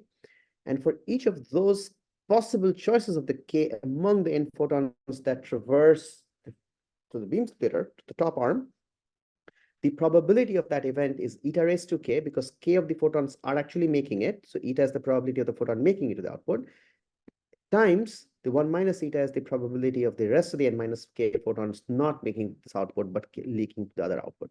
This is a very classical way of thinking about it, but this is a good sort of physical interpretation of why you get this state. But you should actually go ahead and work it out. By the way, this other state option I've written here, n0 plus 0n, this is called the noon state. And this is extremely hard to prepare in practice. In fact, you cannot prepare a noon state using beam splitters and photon number states. But this particular state is extremely important and interesting for metrology, for phase estimation problems. Okay, so let's keep going. Let's do another problem. So this time I'm going to give you a single photon here and a vacuum here, exact same problem as before. Okay, so θ1 is 0 or pi with equal probability. θ2 is 0. So if I put 1 and 0, we just worked out what is the state here. It would be 1, 0 plus 0, 1. This is that state I worked out for you a couple of slides back. Now, if this is 0 phase, then of course you are going to get a 1, 0 plus 0, 1 out here also. But if it's a pi phase, then you are going to get a minus 1, 0 plus 0, 1. You will get a phase shift in front of that one state term at this output. And this is 50-50 beam splitter again. And now I'm asking you, what is the probability of error of choosing between the two phase patterns 0, 0 and pi 0? And let's assume equal probability of the two options again. and see if you can work it out without actually fully working it out, and see if you can reason the answer physically as well. So capital N here is 1, which is the number of photons I'm putting in this input. For the coherent state case, N was magnitude alpha squared, where alpha was the mean photon number of the magnitude alpha squared was the mean photon number of the coherent state. Okay, so let's go ahead and show the answer, Brianna. All right, so looks like most people guessed it to be 1/2 e to the minus n, just like the coherent state example. Turns out again that in this case, again, you should take your time and work it out, because you have all the math I have written in a couple of previous slides, but more slowly when you have time. What happens is that depending upon whether you get that plus sign or the minus sign because of that phase, you get a state here that is 1, 0 or 0, 1. So if I put a 0 phase here or a pi phase here, depending upon which one I give you, if I go for 0 phase, you get a 1 and a 0, this option. If I get a pi phase here, you get a 0 here and 1 here. So what happens is that this whole thing with a pi phase here and a 0 phase here, it acts like a switch. It takes the 1 and 0 and gives you a 0 and a 1, the output, just flips it around. And you know that if I give you a 1 photon Fock state, you're going to get a click deterministically. You precisely get that one click. There's no probability of not generating a click because it's a single photon Fock state. So you will never measure. So the answer is 0. And this is a fundamental difference between coherent state and number state. So I showed you the exact same pattern, the exact same problem of reading phase-coded information. You're trying to discriminate between two phase-coded code words, 0, 0, or pi 0, either using coherent state or number state. In one case, you can never get a 0 probability of error with coherent state, but in number states, you can. Okay, so this is just an extension of the previous problem. There's no reason I had to stop with 2 phases. I could have k phases in a single photon number state, but this time split on a whole number of beam splitters to get this entangled state that Professor Raymer also talked about of a single photon equally spread among k spatial modes. So this is called a W state. And I'm subjecting this k mode W state to this 0 or pi phases. So the empty squares are 0 phases, the gray shaded squares are pi phases. But I'm choosing these phase code words or phase patterns from a Hadamard code. And depending upon which phase code word I pick, that single photon is going to reinterfere itself and present itself back at one of the outputs. And that detector is going to click. Again, obviously, I'm assuming that everything is ideal, no losses, and the detector is 100% efficient and all of that. But this way, I could keep going. I could have k as large as possible. And in principle, I could read any number of bits of information using a single photon. And this was written in a paper that I did with Professor Jeff Shapiro at MIT several years back, in the context of finding the capacity of reading information from, say, a passively encoded CD or a DVD disk, where you use a light beam to encode, to reflect off of a surface that's encoding information by either putting a phase or an amplitude modulation in the light that you're using to probe, and asking how many bits of information can I read precisely with 0 probability of error, with no restriction whatsoever on what state of light I can prepare. Okay, so now I'm at the last bit of my presentation, and I have roughly 15 minutes left, or 10, 11 minutes left. So let's go through state discrimination. So this is the last part where this is now the most applied portion. So you have learned about coherent states and number states, now heard about both of those a lot in my and Professor Raymer's presentations. Here we are going to get on a little bit more of an abstract level first. I'm going to talk about a quantum state of say a mode or a collection of modes. I'm going to write this as a pure state vector psi. You have learned in basic quantum mechanics, which is a prerequisite for our course, that a projective measurement is described by a set of unit norm orthonormal vectors, WK, meaning these vectors are orthogonal. And if I measure the state psi with that measurement WK, I get an outcome K with probability magnitude squared of the inner product between the state and that kth measurement vector. This is standard stuff you have seen in all elementary quantum mechanics books. So here I'm going to derive the probability of error to discriminate between two non-orthogonal states of a mode. Okay, so let's take, under hypothesis 1, you are presented with a state psi 1 of a mode, and under hypothesis 2, you are presented with psi 2 of that same mode. The inner product between psi1 and psi2 is, say, sigma, which is some real scalar number, which, and you have a prior probability P of, and 1 minus P of the two hypotheses. Now, if I give you two vectors with some scalar inner product, and I'm letting you assume that sigma is a real number, you can always write the two states as two vectors, unit norm vectors, length 1, and some angle between them, and I can write that angle as cosine 2 theta. Okay, I'm just writing the sigma, which is a number between 0 and 1, as cos 2 theta. Theta is this angle. Okay, so psi1 is cos theta sine theta, and psi2 is cos theta minus sine theta in some arbitrarily chosen axis. And you can see if you take cos squared theta, if you take an inner product, cos squared theta minus sine squared theta is cos 2 theta. That's the inner product. Now, I need to choose a measurement to tell them apart, right? And the measurement is nothing but two vectors with a 90 degrees between them. So all I need to do is to orient the measurement correctly with respect to the states. So I want to pick this angle phi such that I get the minimum probability of error. So this is my first measurement vector, which is cos phi sine phi. The second one is sine phi minus cos phi, because they are at 90 degrees. So if I call my measurement results as z, which is 1 or 2, I can write my probability of error in two different ways. So I can first write the probability that I choose 1 given 2 was presented, which, as you just saw, is the magnitude squared of W1 psi2 squared. Why psi2? If I give you psi2 and you do this measurement, the probability that you will incorrectly choose the result is if you get the W1 outcome, because W1 is associated with psi1, W2 is associated with psi2. So that is given by this cos squared theta plus phi.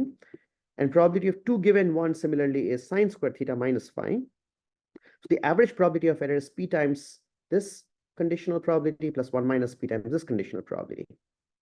And now all you have to do, is to find the value of phi that minimizes the probability of error.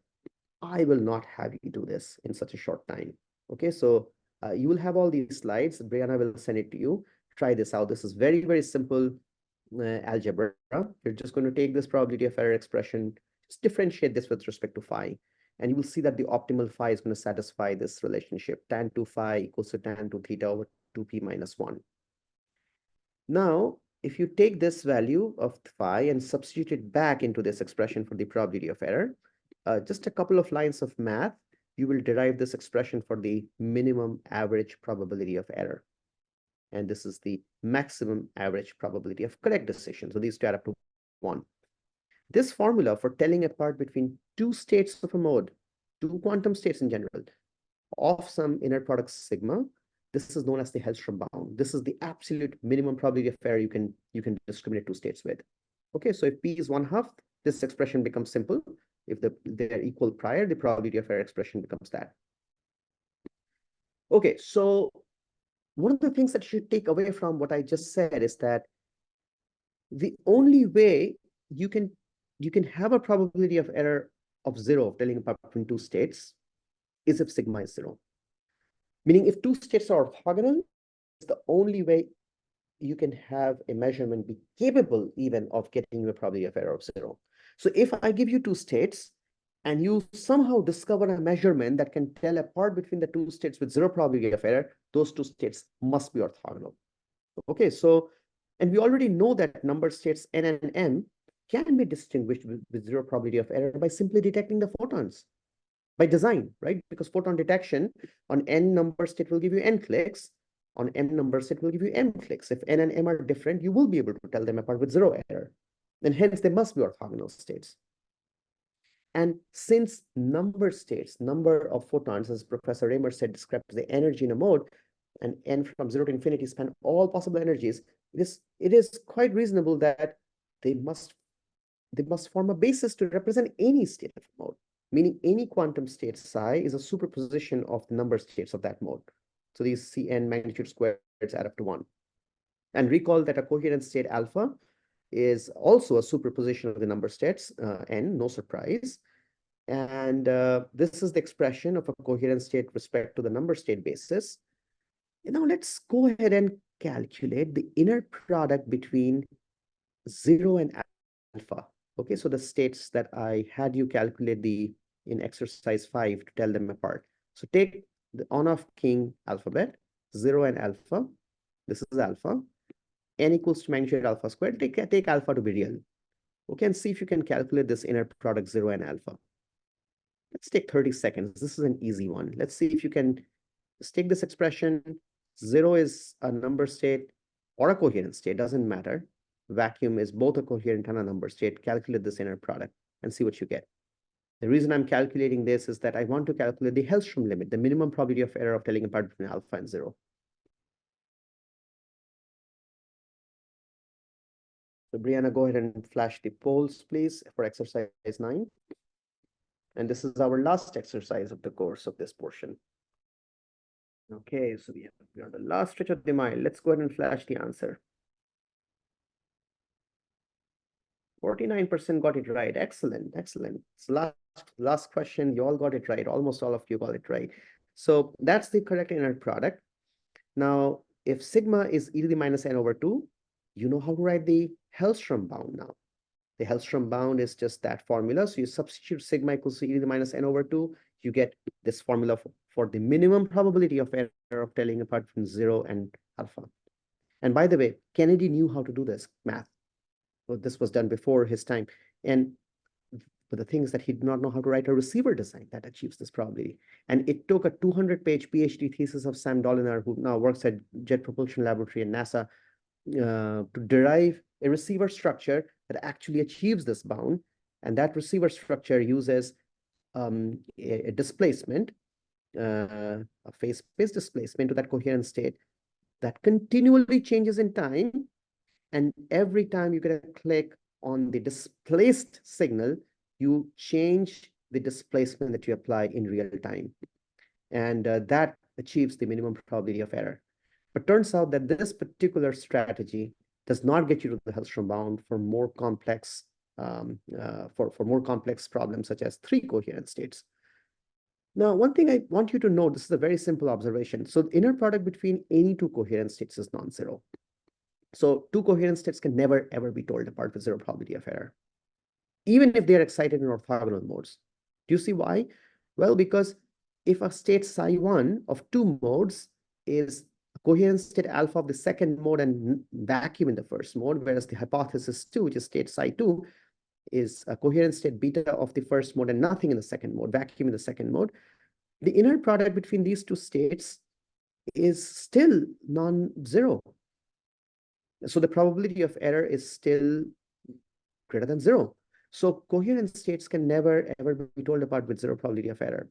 Now, when alpha and beta are large, of course, this can become negligible. So for most classical communications or sensing purposes, this really doesn't matter, the fact that this is not 0.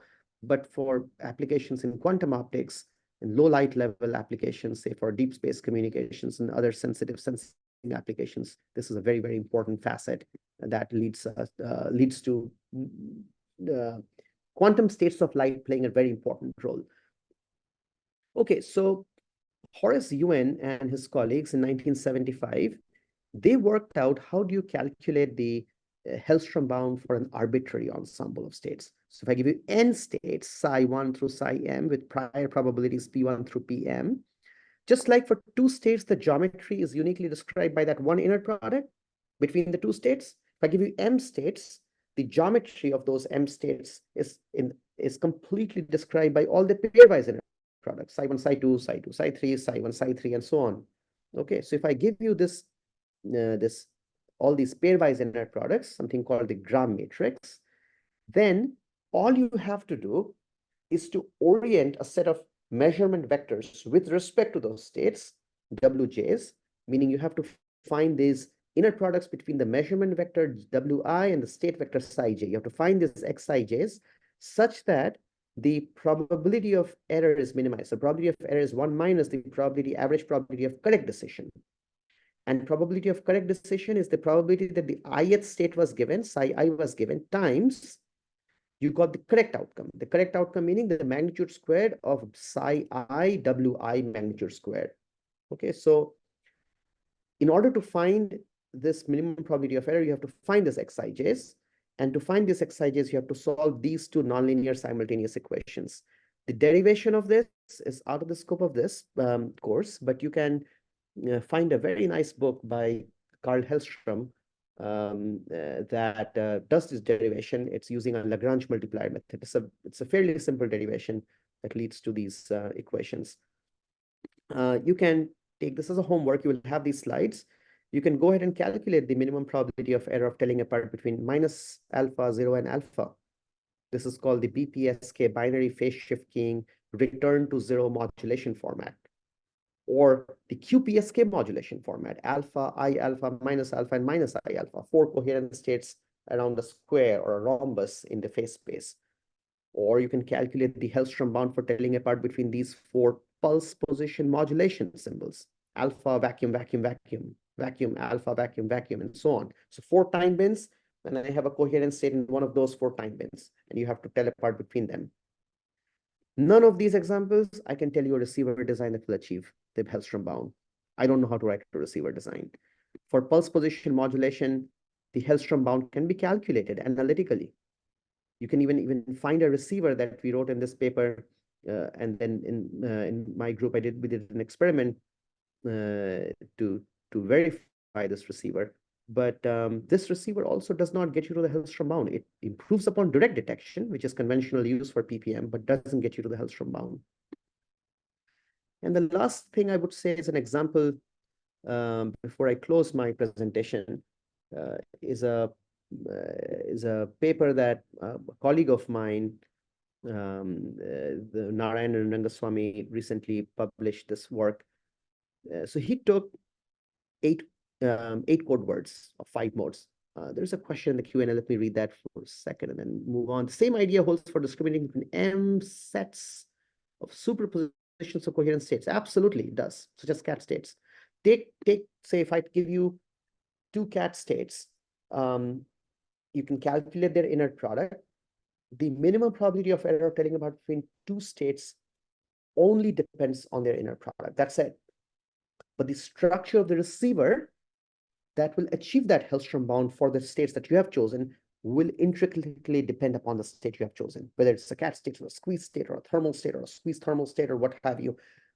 Calculation of the Hellstrom bound is typically the easier step, but finding the receiver structure that achieves that Hellstrom bound is a much harder step, and usually an open problem for many application areas. So let's look at this example. So Narayanan and my former postdoc, Kaushik Sheshadri's, and he's now a professor at University of Pittsburgh. Narayanan is a professor at University of Arizona. They considered these 8 coherent state code words. So I have 5 modes, 5 time bin modes, and I have 32 possible code words if I were to excite each mode in alpha or minus alpha, right? But then they only chose these 8 of the 32 code words as the legitimate code words. This is in communication theory, people will call this a code book. The transmitter and the receiver have agreed a priori that these are the only code words we are ever going to use to transmit information. So I'm asking you, what is the minimum probability of error of telling apart between them? So you have been presented with one of these 8 code words, and you have to build a receiver that minimizes the probability of error, assuming that they are all equally likely. So their prior probabilities are 1 by 8, 1 by 8, 1 by 8, and so on. This is the mean photon number per pulse, magnitude alpha squared. The Hellstrom bound is shown by this pink line. Now, what will be your inclination in designing a receiver? Your common sense inclination would be you detect each of those modes with the Dolinar receiver, right? Because each mode is either alpha or minus alpha. So why wouldn't you use the receiver that tells bit apart alpha and minus alpha with the minimum probability of error as a first step? And then you use maximum likelihood detection, meaning a most optimal classical post-processing on those detection outcomes of those 5 instances of use of the Dolinar receiver on those 5 time bin modes to tell apart between those 8 code words. Well, you could do that, but your probability of error will be given by this blue line, which is maybe 2 orders of magnitude inferior to the Hellstrom bound at, say, when n is roughly single photon per pulse, which is roughly around where the received photon number per pulse was for the lunar laser comm demonstration program, where they send information back from the moon to the Earth in 2013. How do you design a receiver that gets you to the Hellstrom bound? Well, it turns out in this case that your receiver, the optimal receiver, cannot even in principle be described as a gadget that detects one of those modes at a time. Your receiver must act collectively on those 5 modes together using a quantum transformation prior to detecting. And that quantum transformation is a joint detection. It has to be an entangling operation. I will not have the luxury to describe to you how this works, but if you're interested, you can read this paper. But at this point, that receiver is basically looking like a tiny quantum computer. You have to load those coherent states, for example, into single qubits of a quantum computer, while preserving the inner product between alpha and minus alpha. And then your receiver simply starts looking like a little quantum circuit. Okay, so that's all I wanted to say. And this is my last slide just to close the course. I hope that both of our presentations instilled in the fact that writing the quantum state of the optical field is so important in the quantum language, even if you're working with classical states of light, because it allows you to evaluate these fundamental limits of precision for information processing, either be it state discrimination or estimation or what have you. And you'd hear more about this and more applications in Tiju and Jack's course in a couple of days. And most often finding structured designs of transmitters, modulation formats, receivers, algorithms, etc., that meets that quantum limit is extremely hard task. Many, many problems are still open. There are many applications of quantum states of light and non-classical measurements of light.